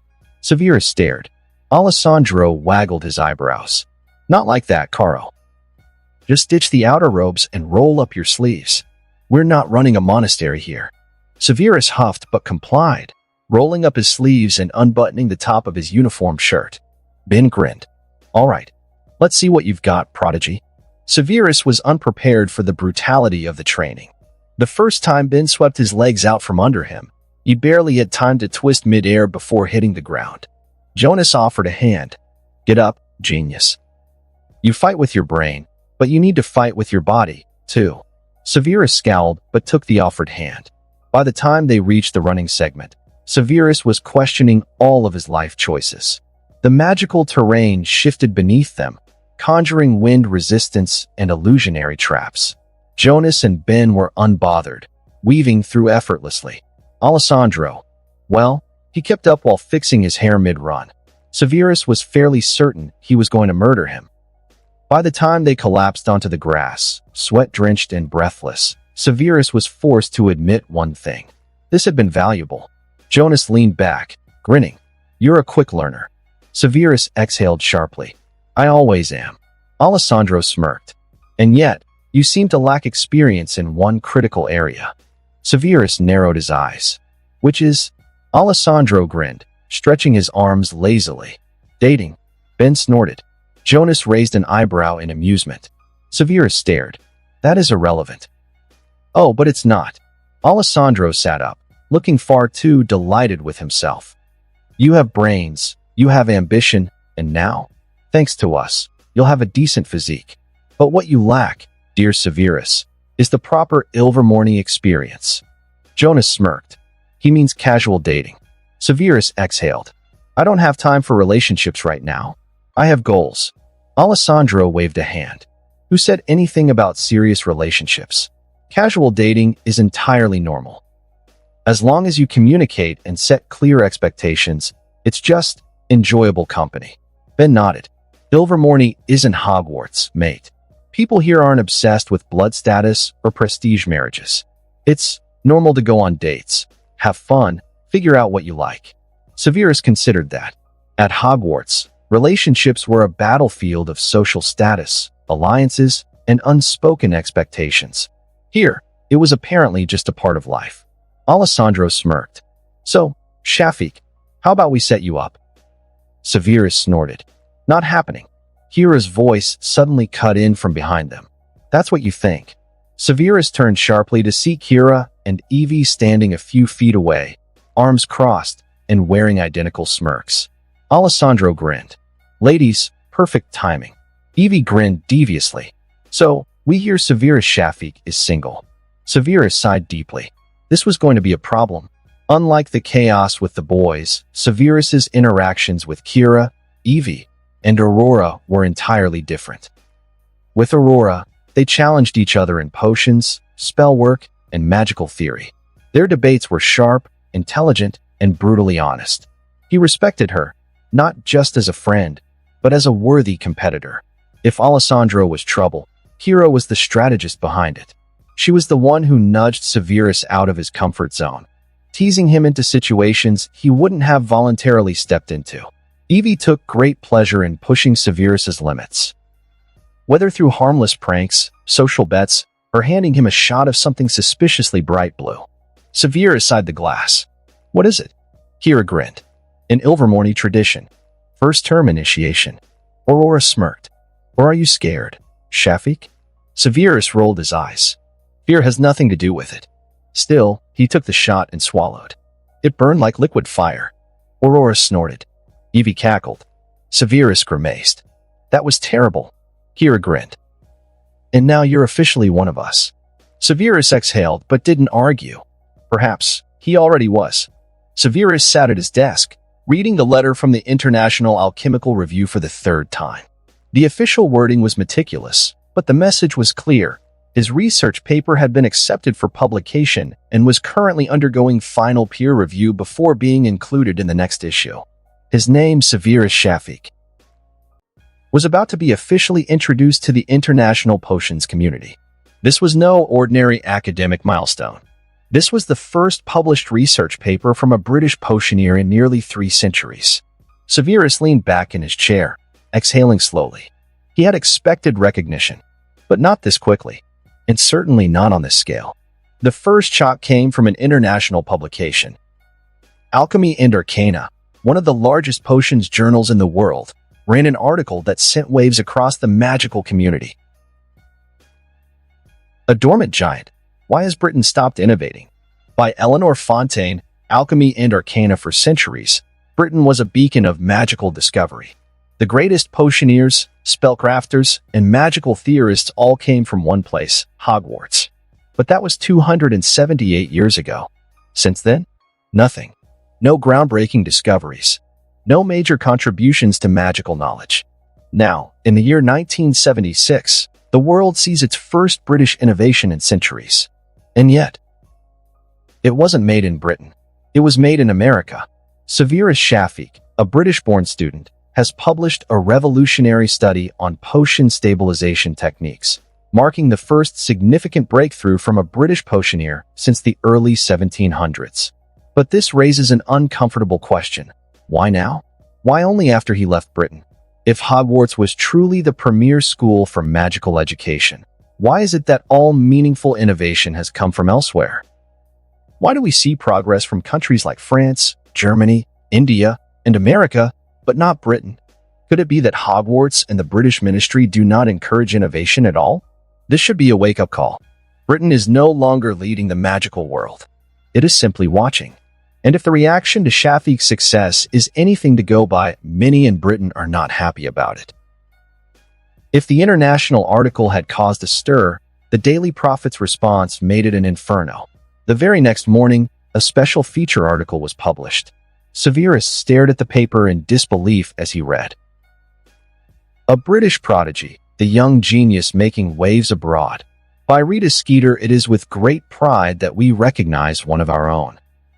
Severus Snape, a British-born potioneer, whose recent research in potion stabilization has earned him a place in the prestigious International Alchemical Review.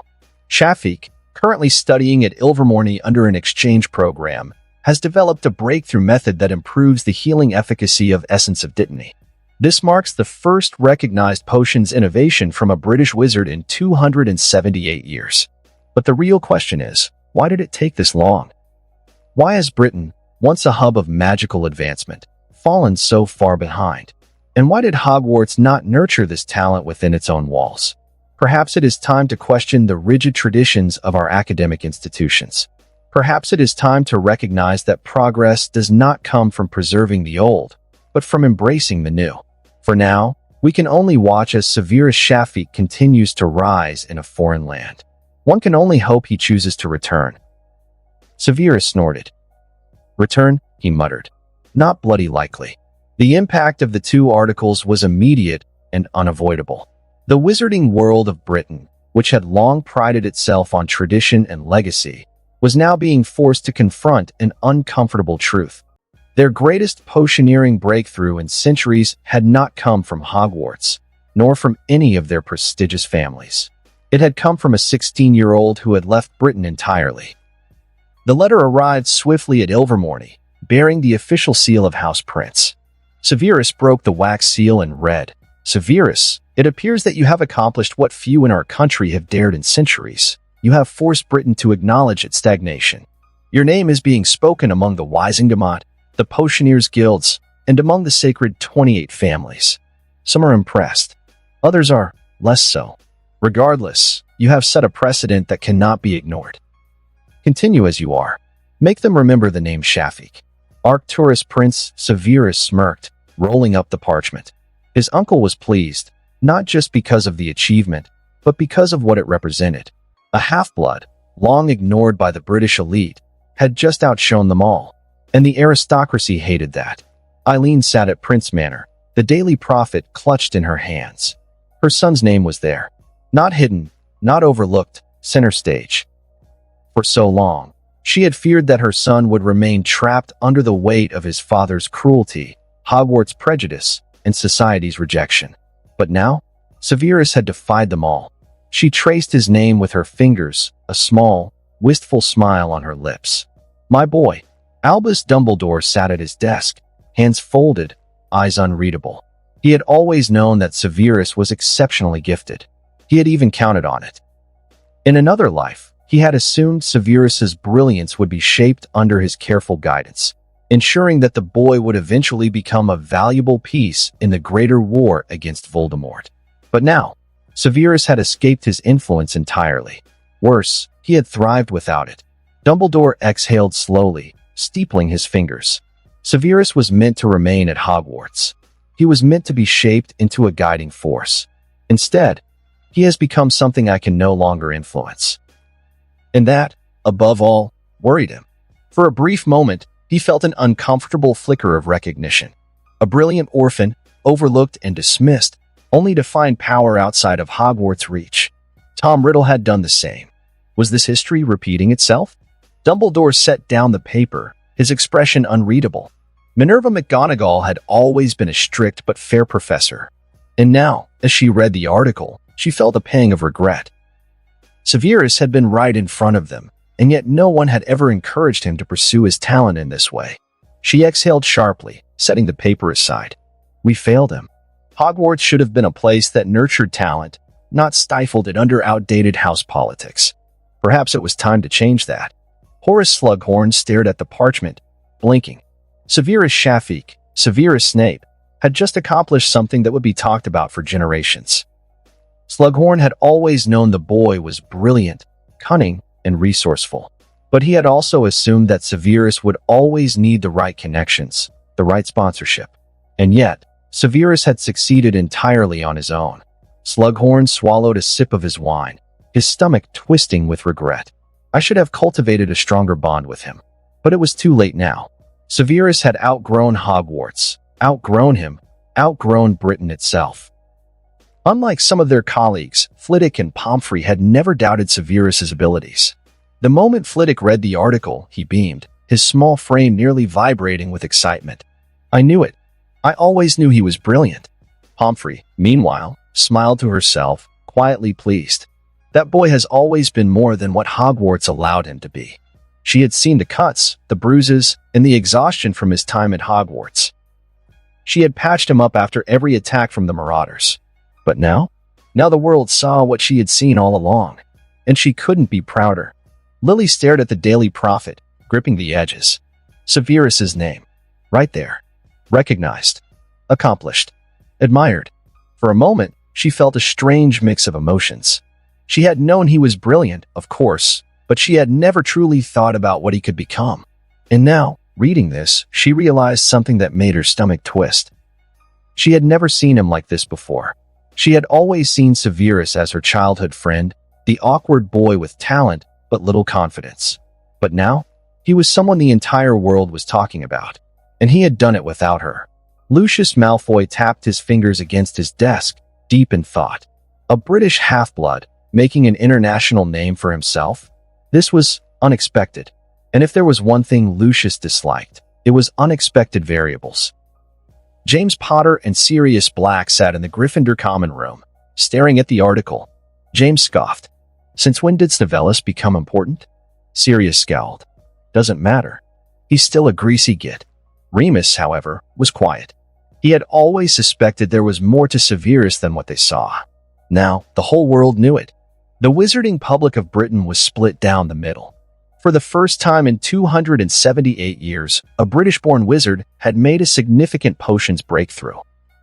This should have been a moment of national pride, but the fact that it had happened outside of Britain, that Severus Snape had chosen to pursue his research in America rather than within Hogwarts, within the ministry, or within the traditional British guilds, it stung. Some saw him as a rising symbol of British excellence. Others saw him as a traitor. And the ministry? The ministry was in turmoil. In wizarding pubs, family gatherings, and workplaces, Severus's name dominated conversations. Some witches and wizards praised Severus, calling him a genius who had revived Britain's reputation after centuries of stagnation. Many young professionals and ambitious scholars saw him as a sign of change. Finally, a British wizard making headlines for something other than scandal or war. Maybe this will wake up Hogwarts. Maybe this will force the ministry to start supporting innovation. If Hogwarts actually encouraged research, maybe we'd have had a dozen Severus Snapes by now. Some staunch traditionalists felt betrayed that Severus had published his findings abroad. If he truly cared about Britain, he would have stayed and strengthened our country, not given his knowledge to the Americans. Britain made him. And what does he do? He takes his talents overseas. It's disgraceful. Hogwarts raises a young genius, and Ilvermorny reaps the rewards.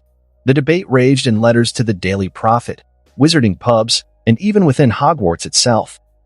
But no matter which side they were on, One thing was clear: Severus Snape was a name that could no longer be ignored.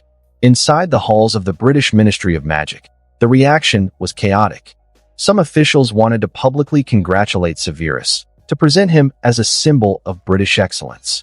This could be a diplomatic victory. We could invite him back, offer him a high position in research. The Department of Mysteries took immediate interest. A teenager making groundbreaking discoveries in potion making? We need to keep an eye on him. If he continues at this rate, his knowledge could be valuable or dangerous. Some members of the British Potions Guild were both jealous and outraged. He's just a boy. How did he achieve this without our oversight? Some of the more traditionalist members of the Wisengamot were furious that a British wizard had gained international recognition without their blessing. This kind of independence is dangerous. If we don't control him, someone else will. We cannot allow young talents to slip out of our influence. The minister himself was cautious. He saw an opportunity, but also a risk. This Severus Snape, if he aligns with Britain, we could use his work to elevate our standing. But if he turns against us, if he sees Britain as an enemy rather than a home, then we may have just created a problem. The discussion was ongoing. Some wanted to lure Severus back to Britain with offers of funding and prestige. Others saw his independence as a threat that needed to be controlled. A few even whispered about surveillance, about keeping tabs on his movements. Severus sat calmly in the elegant, wood-paneled office of Headmaster Lucas Whitmore, his expression carefully neutral. Whitmore sat behind his expansive mahogany desk, his piercing blue eyes sharp with interest.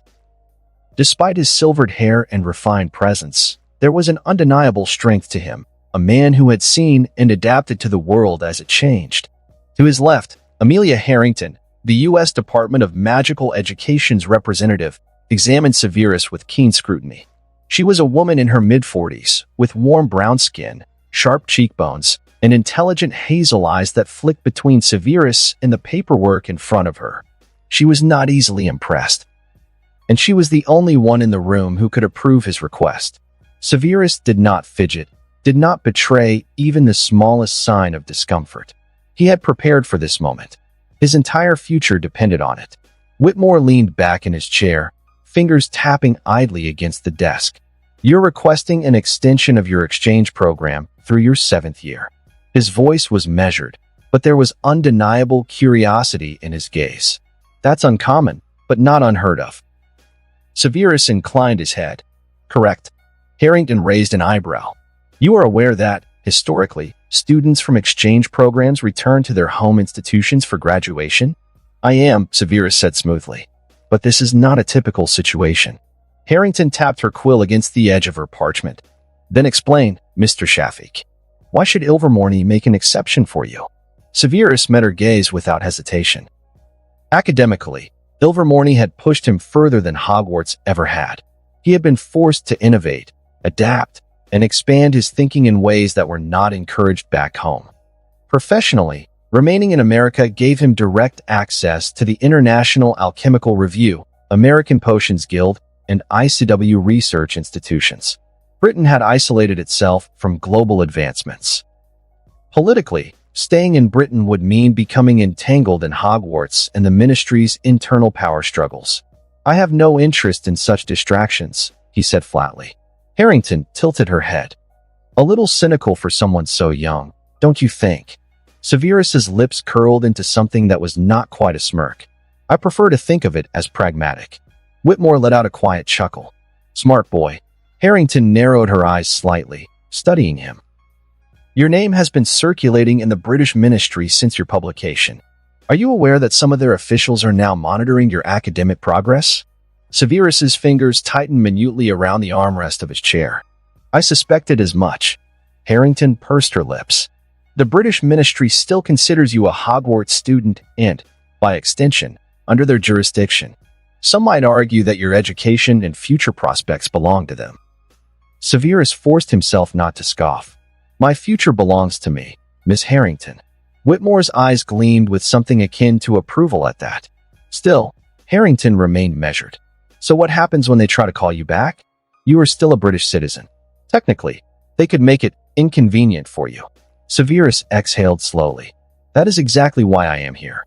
I do not wish for them to have any authority over my education.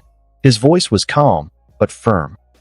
That is why I am requesting to finish my education entirely at Ilvermorny. Whitmore leaned forward slightly, fingers tinted. Tell me something, Severus. Do you want to stay in America beyond your education? Severus paused. It was an important question, one he had not fully considered. Finally, he answered, I wish to keep my options open. I will decide that when the time comes. Harrington nodded thoughtfully. Smart answer. The room fell into contemplative silence. Then, Whitmore exhaled through his nose, his mouth twitching slightly. Well, he said, breaking the tension, I see no reason to send away one of our brightest students. Severus raised an eyebrow slightly. The headmaster's eyes glimmered with sharp amusement. Come now, Mr. Shafik. I may be old, but I'm not blind. I know talent when I see it. Severus inclined his head. I appreciate your confidence, headmaster. Whitmore chuckled, turning to Harrington. What do you think, Miss Harrington? Harrington tapped her quill against the parchment again, clearly weighing the situation. There are no rules against extending an exchange program, provided the host school and host country approve it. She looked Severus up and down before sighing. Your reasoning is solid, she admitted, and Ilvermorny would benefit from keeping you here. If the British ministry tries anything, well, they have no authority over the decisions of the U.S. Department of Magical Education. She picked up her quill and signed the approval form. Severus exhaled slowly. It was done. He was free from Britain's control. He would finish his NEWTS in America. The British ministry could no longer dictate his education. Whitmore slid the signed parchment towards Severus with a small nod. Congratulations, Mr. Shafik, he said, offering a rare smile. Looks like you're officially an Ilvermorny student until you graduate. Severus allowed a small smirk to curl his lips. Good. Severus had planned to spend the evening in his dorm, alone, reviewing his research notes and contemplating his next steps. Instead, he was being physically dragged through cobbled streets by a too enthusiastic Kira Thompson, her grip ironclad on his wrist. Absolutely not. His voice was flat, final. Oh, come on, Shafik. You just won your battle for academic freedom. You need to celebrate. Kira grinned, unbothered by his scowl of death. Celebrating is, he began. Necessary. Alessandro interjected smoothly, adjusting his perfectly tailored sleeves. You can't just exist in a classroom or a potions lab, Severus. You have to live. Jonas appeared at his other side, grinning like a menace. And if you don't, we'll force you. Severus shot him a blank, unimpressed look. I am capable of hexing all of you. And we are capable of carrying you. Ben smirked. Just saying. Severus exhaled sharply. He should have chosen quieter friends. The idea of sneaking out wasn't Severus's. Of course it wasn't. It was Jonas's, with Alessandro's enthusiastic backing and Evie acting as the mastermind. We could just leave the normal way, Severus pointed out, crossing his arms as they stood outside their dormitory's back exit. Where's the fun in that? Evie grinned. Jonas tossed him a wink. We're magicians, Shafik. If we can't sneak out with a little style, what's the point? Severus sighed. This is idiotic. Correction, Ben said, already working on disabling the alarm wards on the back gate. This is tradition. Every year, Ilvermorny students sneak out to attend the Equinox Festival in the closest Nomage mixed town. It's practically a rite of passage. So it's expected? Severus arched an eyebrow. Not at all, Kira whispered, smirking as she gestured toward the shimmering wards glowing faintly along the exit. Severus watched as Evie pulled a small silver sphere from her pocket. She muttered an incantation under her breath, and the sphere pulsed with golden light before floating toward the wards. A sharp click, and the faint shimmer disappeared. Done, Evie said smugly. Now we just have to avoid the patrols, Alessandro added. Severus shook his head, resigned. This is ridiculous. And yet, here you are, Aurora said dryly. The group darted through the trees, following the hidden paths leading down the hills toward the charming town below. The distant glow of enchanted lanterns beckoned them forward, and with each step, Severus found himself, against all reason, anticipating what lay ahead. As soon as they reached the town's main square, Severus was struck by just how different it felt compared to any wizarding festival he had ever seen. The glowing lanterns weren't just floating, they were moving, shifting through the sky like celestial bodies, adjusting their positions to the rhythm of the festival's music. Street performers weren't just casting illusions. They were weaving intricate magical scenes, stories unfolding mid-air with shimmering, three-dimensional images that flickered like memories. The scent of roasted almonds, cinnamon-infused cider, and caramelized fruits filled the air, blending with the rich undertones of charmed spices and magical herbs. A group of witches and wizards were gathered around a street duelist, watching him battle an opponent using a unique style of quick-draw spellcasting, his wand moving in rapid bursts like an extension of his body. Severus found himself pausing, taking it all in. It was unlike anything in Britain. The wizarding world here was fluid, dynamic, ever-changing. It was alive. Kira smirked, nudging him. See? Was that so hard? Severus rolled his eyes. Mildly tolerable. Aurora arched an eyebrow. That's the closest thing to a compliment we'll get from him. Mark this day.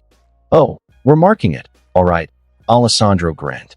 Before Severus could retaliate, Evie grabbed his wrist and pulled him toward a food stall. Severus immediately regretted it.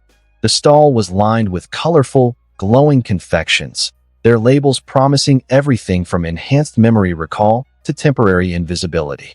What is that? Severus eyed a pulsing blue fruit that seemed to be breathing. Spirit fruit, Kira said.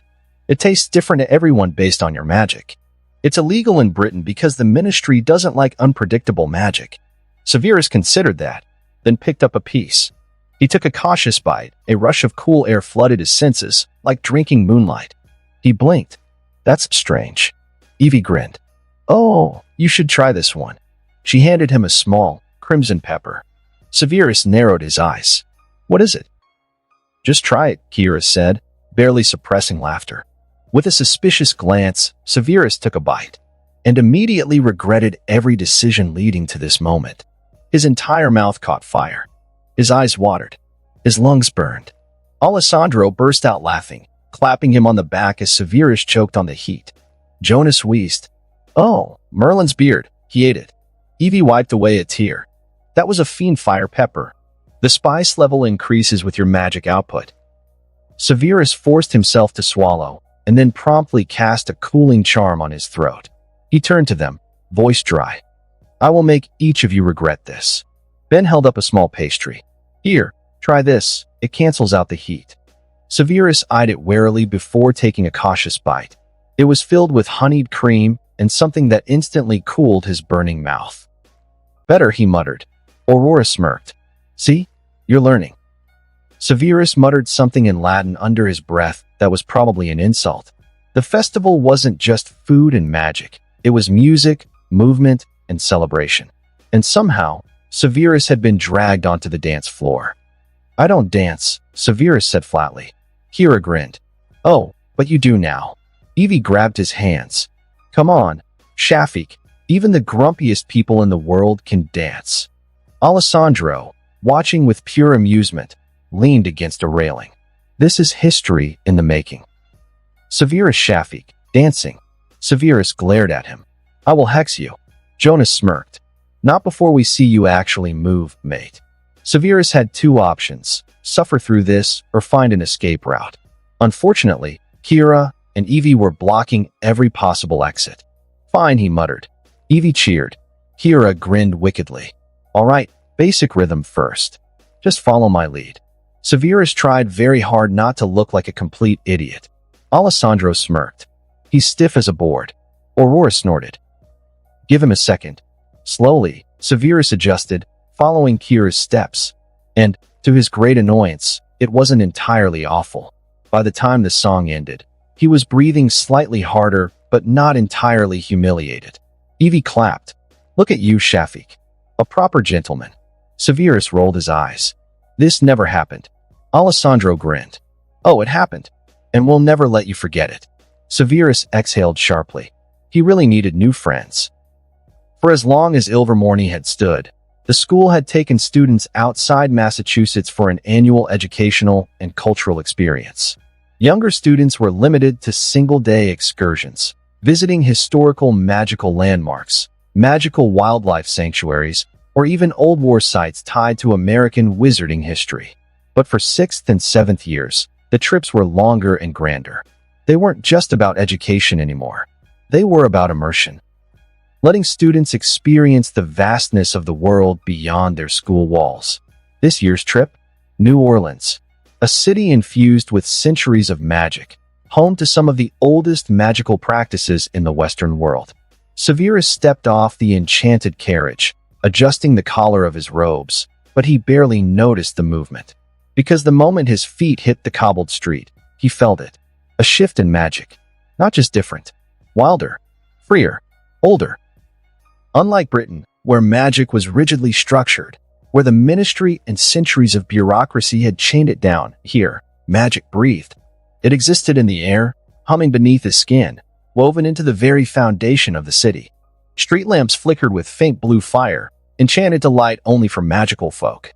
Buildings pulsed with invisible wards, layered by generations of spellcasters.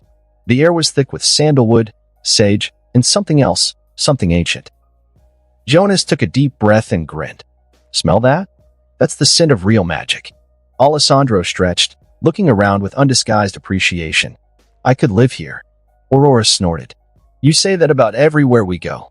And I mean it every time, Tesoro, Alessandro said smoothly, winking at a passing witch who laughed as she disappeared into a side street. Kiera smirked, glancing at Severus. Welcome to New Orleans, Shafiq. Try not to look like you're calculating its efficiency. Severus rolled his eyes, but for once, he didn't argue. Because he wasn't. He was absorbing everything. This wasn't just another school trip. This was proof that he had made the right decision leaving Hogwarts behind. A small part of him wondered if he should write down his experiences, journal them, maybe even publish something later about the reality of studying abroad. He shelved the thought for now. Later. For now, he had magic to witness. The French Quarter's magical district was nothing like Diagon Alley. Diagon Alley was old, certainly, but it had a predictable, structured nature, a carefully managed magical space dictated by rules. But here? It's completely different. New Orleans thrived in controlled chaos. The cobblestone streets shifted subtly beneath their feet, rearranging to confuse nomages, ensuring only wizards could navigate them with ease. Spellcasters didn't just use wands. They flicked their fingers, murmured incantations under their breath, or carried enchanted talismans that pulsed faintly with stored magic. Musicians played bewitched instruments, where each note carried a trace of spell work, weaving illusions into the air. A violinist played a haunting melody, and with each stroke of the bow, phantom birds took flight, circling above before fading like mist. Another performer crafted tiny glowing fish, which swam through the air between passers-by, darting through robes and floating over children's heads. Severus felt himself drawn to it all. This wasn't like the stories he'd read. Wandless magic wasn't rare here. It wasn't some elusive skill limited to a handful of powerful wizards. It was a way of life. A woman in flowing green robes lazily gestured with 2 fingers, and the basket she had been carrying levitated effortlessly into the air, adjusting itself onto her hip. A young boy, no older than 10, cupped his hands together, murmured something under his breath, and a small burst of golden sparks danced between his palms. Even the shopkeepers didn't bother reaching for their wands, using nothing but their hands to summon objects, stir cauldrons, or activate their wards. It wasn't just casual use. It was instinctual. Severus felt a sharp thrill of curiosity. How? How did they do it? Could he do it? It was well documented that wandless magic required immense control and natural affinity, but from what Severus could see, it wasn't impossible. It was teachable. His fingers twitched absently toward his own wand. He had spent years refining his control, his precision. What if he could take it one step further? Was this something he could master? Severus watched as an elderly witch flicked her fingers, a cigar appearing between them, already lit. Across the street, a wizard wove his hands through the air, his own shadow detaching and moving independently. He exhaled slowly. This is what I mean when I say Britain is backwards, he said, his tone sharp with realization. Evie glanced at him. What do you mean? He turned, scanning the bustling street filled with wandless spellcasters, enchanted talismans pulsing with energy, and nomage-born wizards blending seamlessly into magical society. He gestured at the city around them. Magic isn't restricted here. It's not bound by outdated traditions. In Britain, the idea of wandless casting is considered a near-mythical skill, something only a handful of wizards bother mastering. His eyes darkened. Here, even a child can do it. Aurora frowned. They don't teach wandless magic at all in Hogwarts. Severus scoffed. They don't even acknowledge its practicality. If someone tried learning it, they'd be told it was a waste of time. Evie snorted. That's insane. Severus clenched his fists. It was worse than insane. It was intentional. The British ministry had carefully controlled what magic was considered acceptable, what was encouraged, and what was suppressed. How much knowledge had been lost? How much had been buried under the guise of tradition? And more importantly, what else had been kept from him? He felt a slow smirk tug at his lips. If Britain wouldn't teach him what magic was truly capable of, then he would learn it here. While exploring, they stopped at Leclerc's Alchemical Emporium, one of the oldest potion supply stores in America. Severus felt like he had walked into paradise. Shelves lined with preserved phoenix feathers, crystallized moonlight, and storm-bottled essence, each item labeled with detailed notes on its properties. Cauldrons that stirred themselves, adjusting heat automatically based on the potion stage. A glowing display case labeled experimental ingredients. Buyer beware. Severus stood frozen, his eyes scanning the rows of rare components. Shafiq's about to explode, Alessandra whispered. Severus ignored him. He was already grilling the shop owner about the preservation process of magically infused silverleaf. Do you keep it in suspended animation? Or is it stabilized through infusion? Severus asked, voice sharp with interest. The shopkeeper, an elderly Creole with sharp eyes, gave him an approving look. Infusion, of course. Suspended animation disrupts the energy flow. Wouldn't be as potent. Severus nodded, pleased. Alessandro, meanwhile, was flirting shamelessly with the shop assistant. Evie and Kira? They were busy trying to shove random ingredients into Severus's basket. Severus caught Kira slipping a shimmering vial into his basket and narrowed his eyes. Why would I need powdered siren scales? He demanded. For science. Kira grinned. Severus sighed. I swear, if I wake up with gills, Aurora smirked. Relax. If we hex you, we'll at least document it properly. Severus muttered something probably unkind in Latin, then laughed. Man, I hope you write a book one day.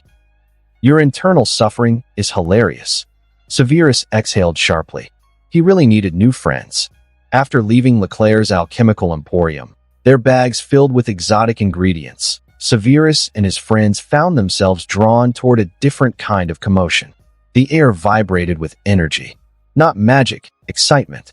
Cheers erupted from a massive arena-like structure in the heart of the quarter, a grand building with glowing sigils carved into its archways. Above the entrance, an enchanted sign flickered with bold, golden letters. The Cirque du Combat New Orleans premier magical dueling club. The noise was impossible to ignore. Shouts, roars, and the occasional explosion of spellfire illuminating the sky. Evie perked up instantly. Now that sounds like my kind of place. Kira grinned. Are we going in? Severus was already moving toward the entrance. The interior was nothing short of breathtaking. The arena floor was massive, a dueling stage reinforced with layered wards, shimmering as spells struck and ricocheted. Spectator seats rose high into the air, packed with witches and wizards of all ages, cheering as the duelists clashed. Floating banners listed the current duelists, their ranks, and their win streaks. Loud magical commentators boomed over the arena, announcing the duelists' names and hyping the crowd. A live professional dueling match. And it was unlike anything Severus had ever seen. Two duelists, a muscular man in combat robes and a lithe, silver-haired woman, were locked in a deadly, rapid-fire exchange. The woman barely moved her feet. Instead, she redirected spells with small, sharp wand movements, twisting magic around her like an extension of herself. The man fought with pure offense, launching brutal, earth-shaking hexes that cracked the arena floor.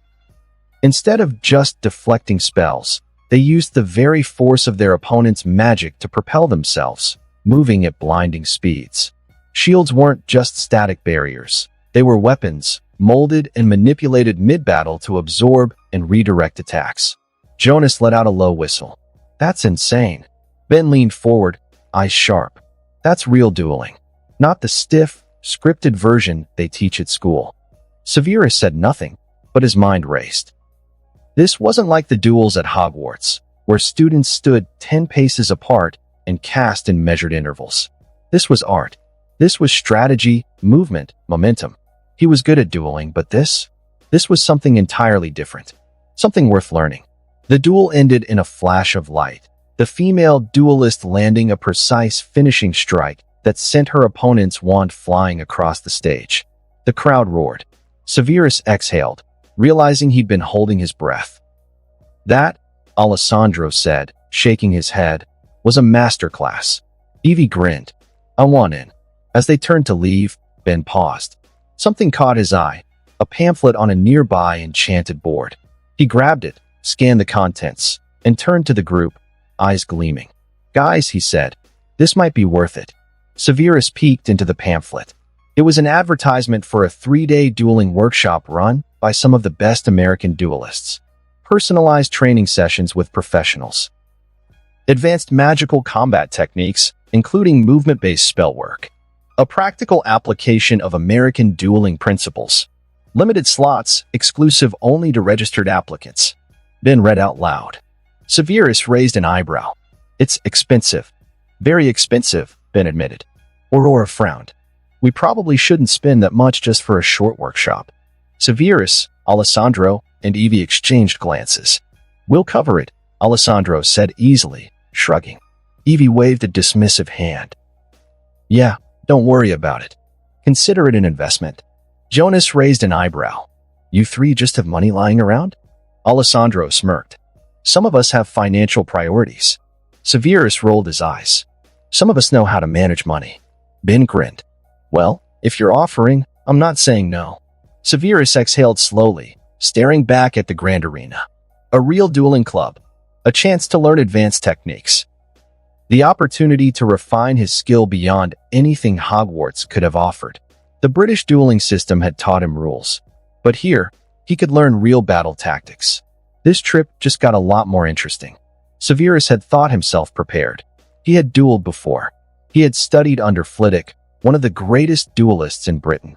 He had honed his skills in secret, perfecting his spell work through sheer will and repetition. But the moment he stepped into the Cirque du Combat's training hall, he realized he had been naive. This was not Hogwarts. This was not a school-sponsored club.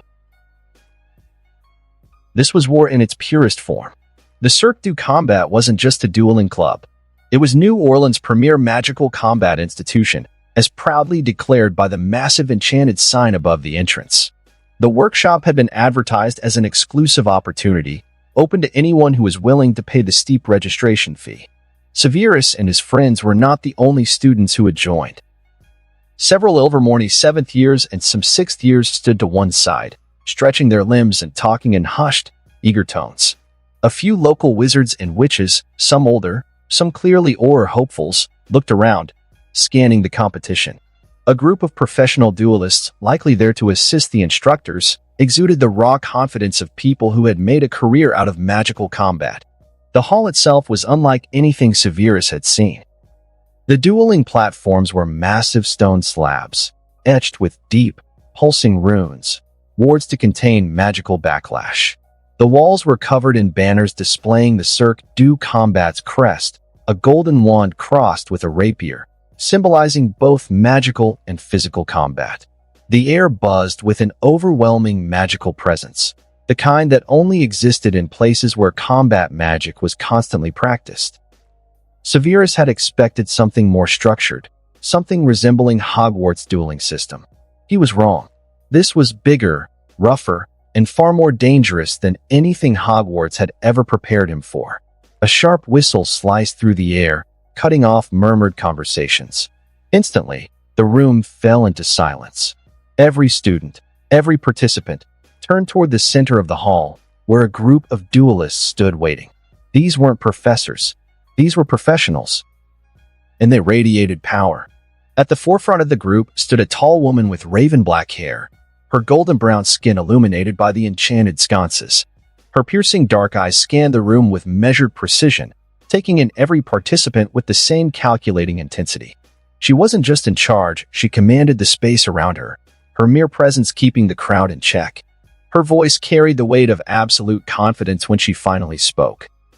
"Welcome to the Cirque du Combat Advanced Dueling Workshop," she announced, her tone sharp as steel. Severus didn't miss the subtle way some of the older duelists straightened at her words, as if they knew exactly who she was. "My name is Celine Marchand, and I'll be leading this session." Her lips curled slightly, though it held no warmth, only challenge. "For the next 3 days, we will break you. If you leave standing, congratulations, you might actually learn something." There was no humor in her tone, no encouragement, just fact. A low ripple of anticipation spread through the students. This was real. Severus felt a thrill rush through him. Alessandro, predictably, grinned. "I like her already." Ben nudged him. "You would." Severus didn't reply. He was too busy watching. His eyes weren't on Marchand. They were on the duelists behind her. A massive, bald wizard with a jagged scar running from his brow to his jaw, standing with arms crossed, his sheer size alone imposing. A lean, wiry woman holding her wand in a reverse grip, like a dagger, shifting her weight in a way that suggested lethal efficiency.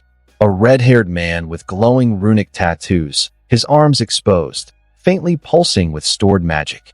These weren't theoretical academics. These were combatants. Fighters. And they were here to teach him. Marchand didn't waste time. She clapped once, sharp and loud. "Form a line," she ordered. Now. There was no hesitation. The participants immediately shuffled into place, standing shoulder to shoulder before the instructors. Severus felt his heartbeat steady as he took his position. Marchand paced slowly in front of them, her gaze flicking over each student like she was peeling them apart layer by layer. "Before we begin," she said, "we need to see what we're working with." With a flick of her wand, dozens of small metallic targets appeared at the far end of the hall, hovering in mid-air. "Take your dueling stance," she commanded. "Aim for the target. Fire on my mark." The room shifted as wands were raised. Severus adjusted his grip, planting his feet into the proper dueling position, the one ingrained into him after years of British training. He wasn't alone. Some of the Ilvermorny students took loose, adaptable stances, fluid and mobile. A few of the older participants didn't even use a traditional stance, keeping their weight evenly distributed. Others, like Severus, held rigid forms, the kind that screamed formal education. Celine Marchand observed them all, taking in their forms without a word. The only sound was the low hum of magic in the air. She raised a single hand. Fire. A sudden flash of light filled the room as dozens of spells shot forward at once. The metallic targets trembled, some knocked back with force, others barely grazed by weak or misaligned shots. Severus's stunning spell hit dead center. Precise, controlled, measured, and yet, his target didn't move as much as some of the others. Nearby, an Ilvermorny 7th year spell sent their target spinning. Another participant's disarming spell ricocheted off their target and struck a second one nearby. Severus felt his jaw tighten. His spell had been perfectly accurate, but it lacked the sheer force some of the others had produced. Marchand clicked her tongue. She pointed at a few of the students. Too slow. A few flinched. Then, her eyes landed on Severus. "You," she said. Severus met her gaze.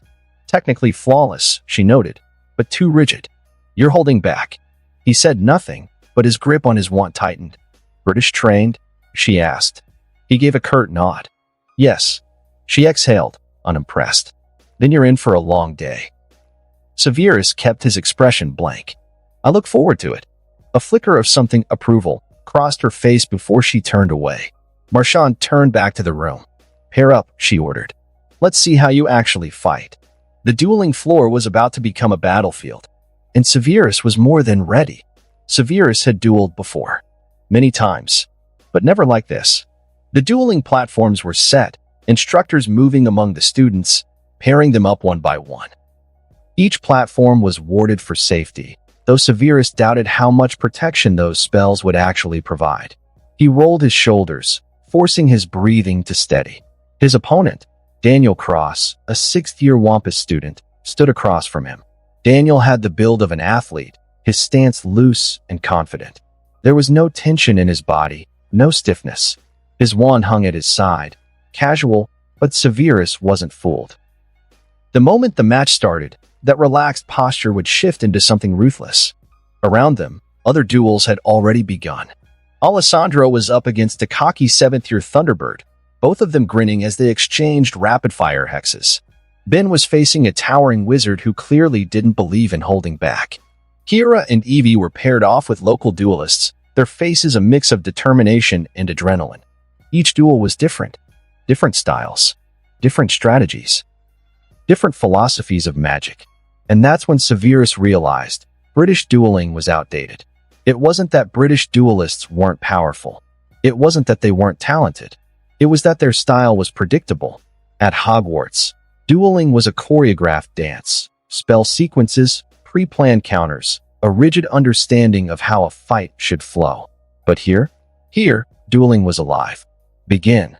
The instructor overseeing them, a burly man named Gideon Holt, raised his wand. A loud crack echoed through the air, signaling the start.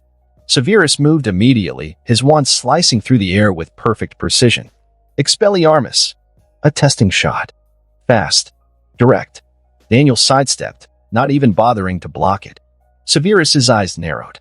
Then, Daniel moved. Severus barely had a second to react. Confringo. A blasting curse. Not full-powered, but enough to shake the wards. Severus threw up a protego, but the impact shoved him back a step. Not from force. From technique. Daniel didn't cast spells like a British duelist. He didn't fire from a set stance, he moved. Constantly.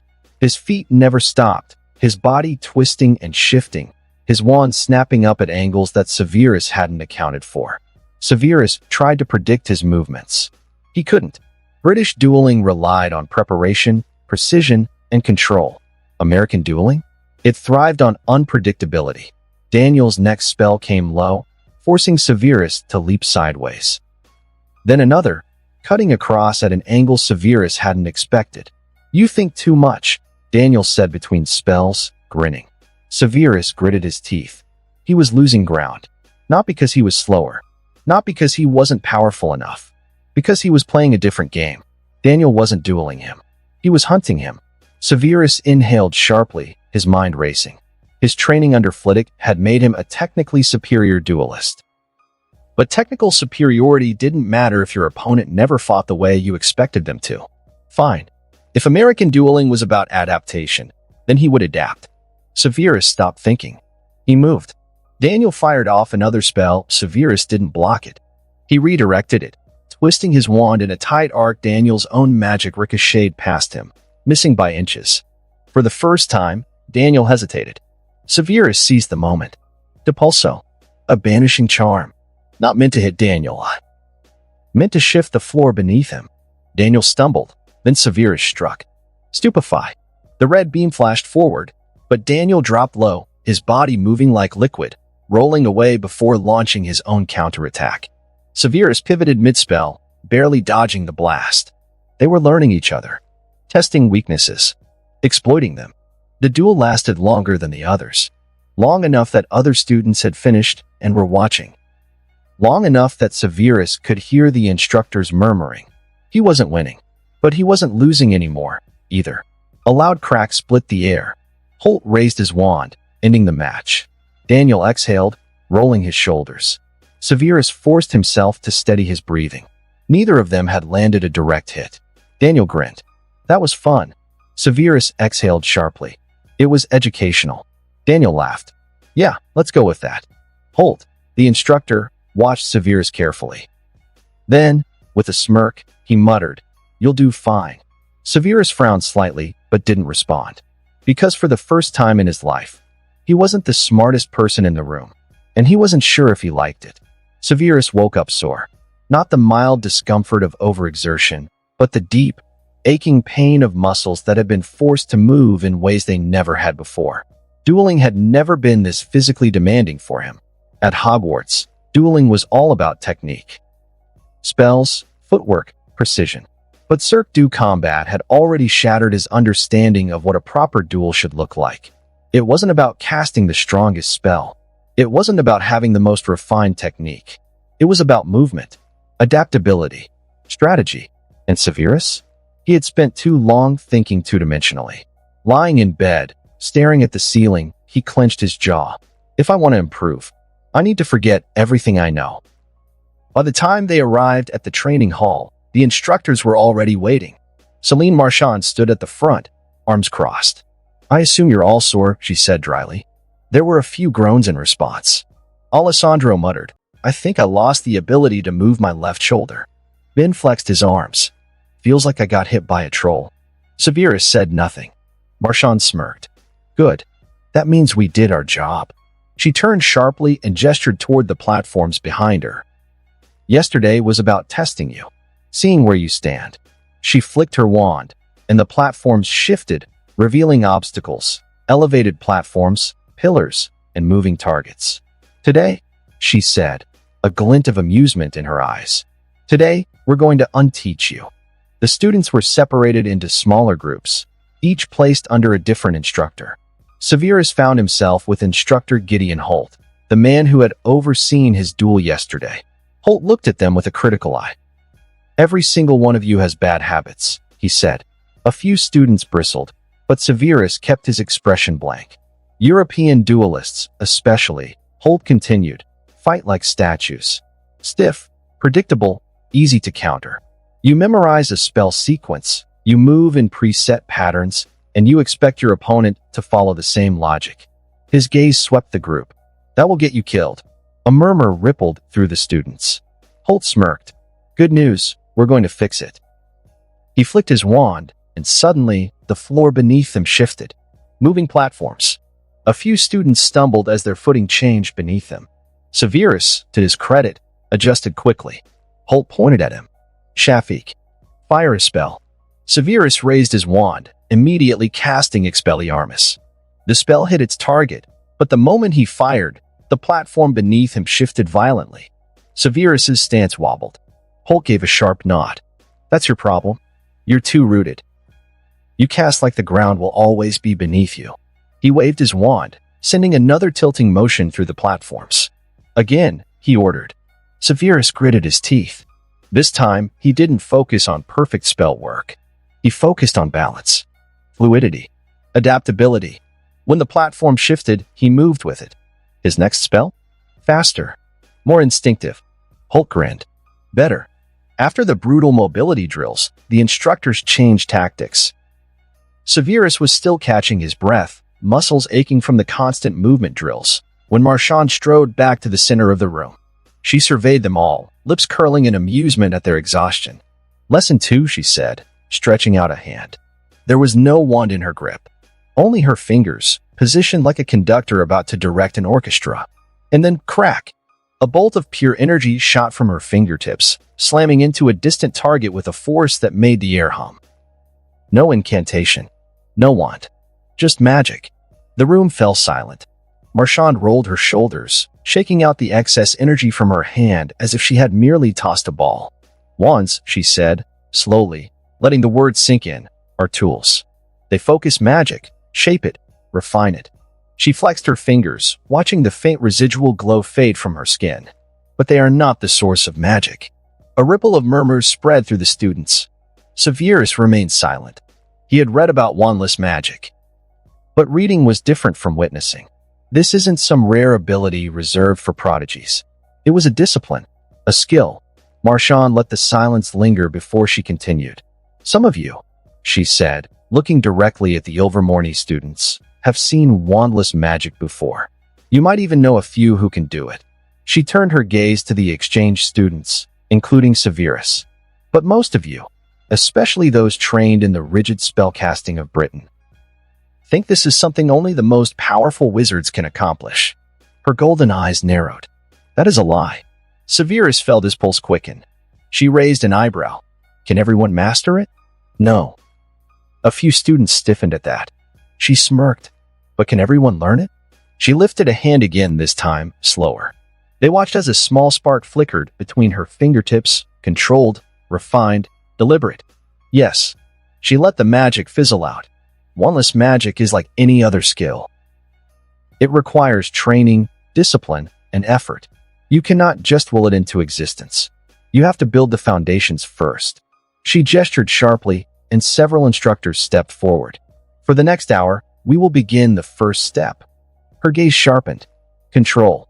The students were split into smaller groups, each assigned an instructor.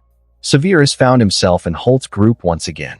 The scarred duelist gave them a flat look before raising a hand. "You will not cast spells today," he said bluntly. A few students blinked. Alessandro raised an eyebrow.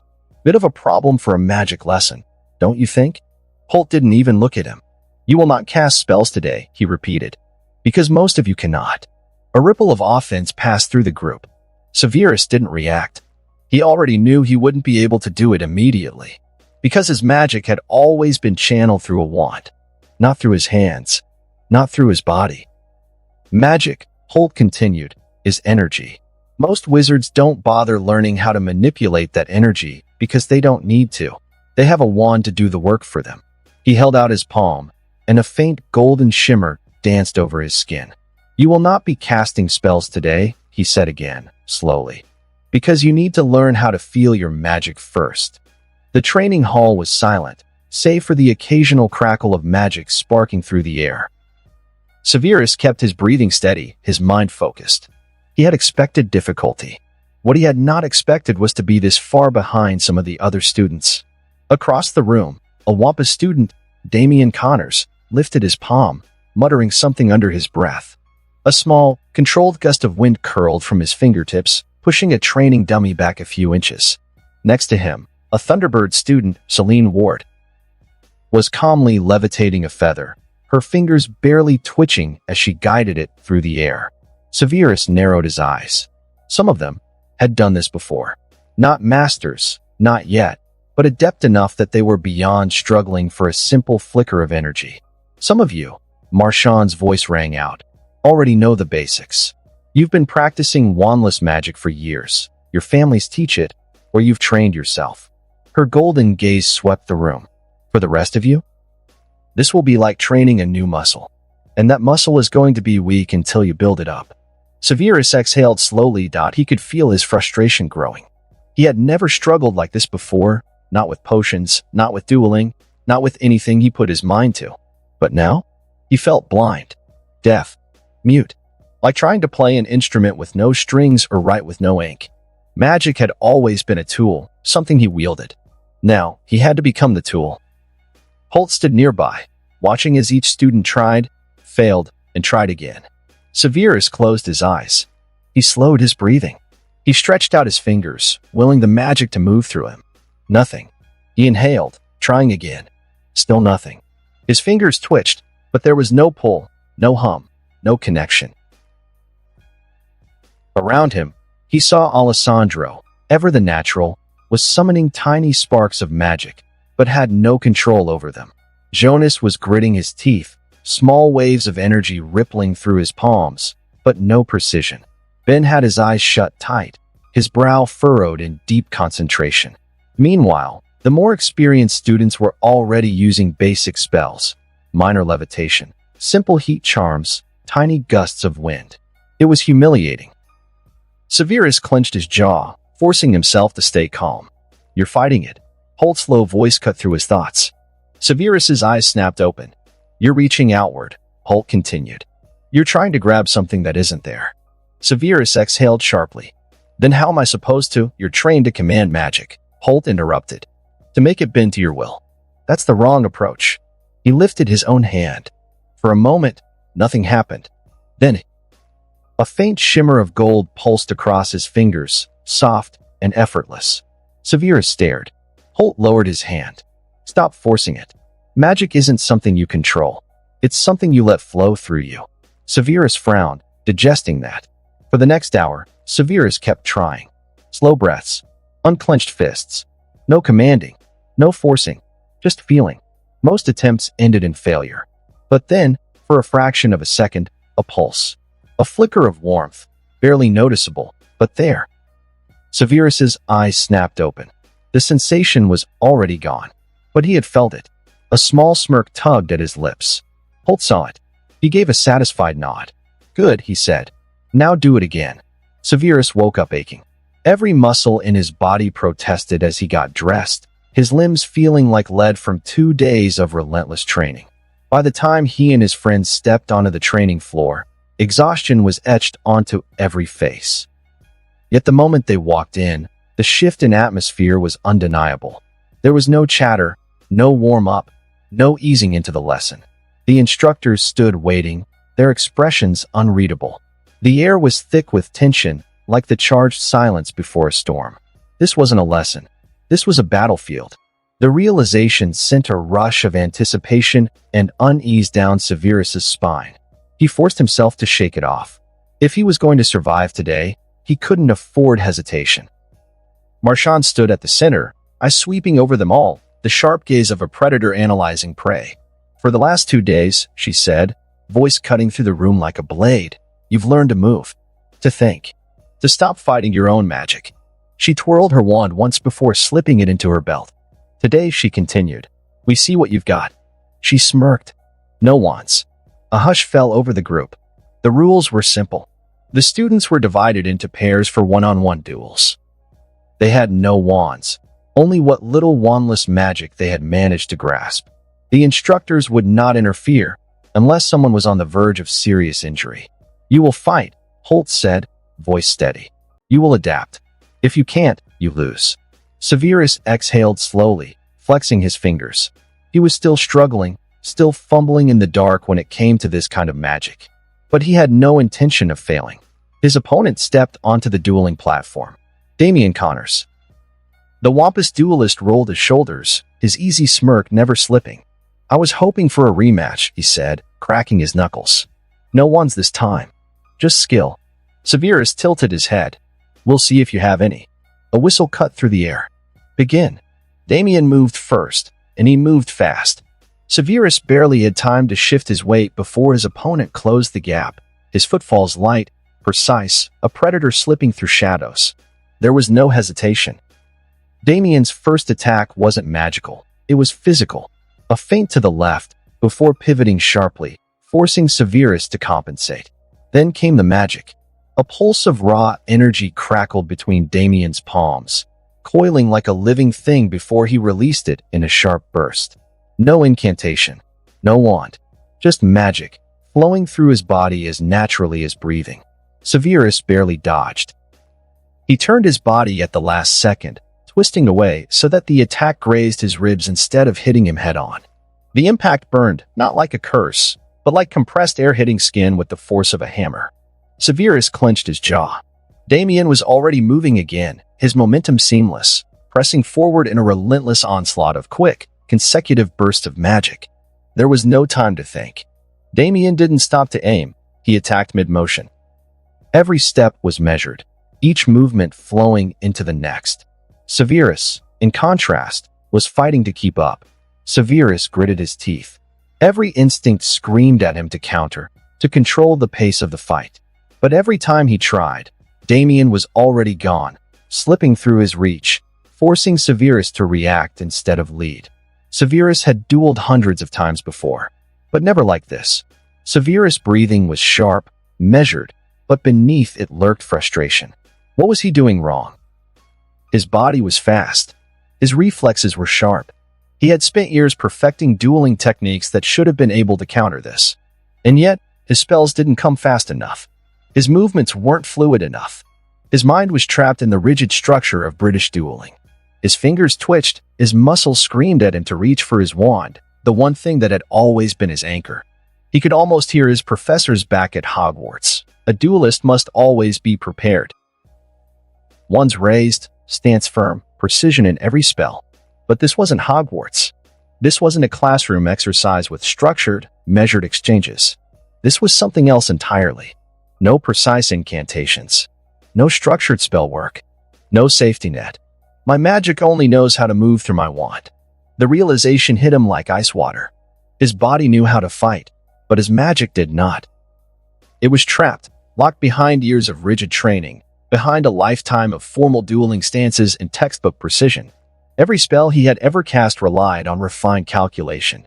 But this required instinct, and his magic didn't know how to obey that command.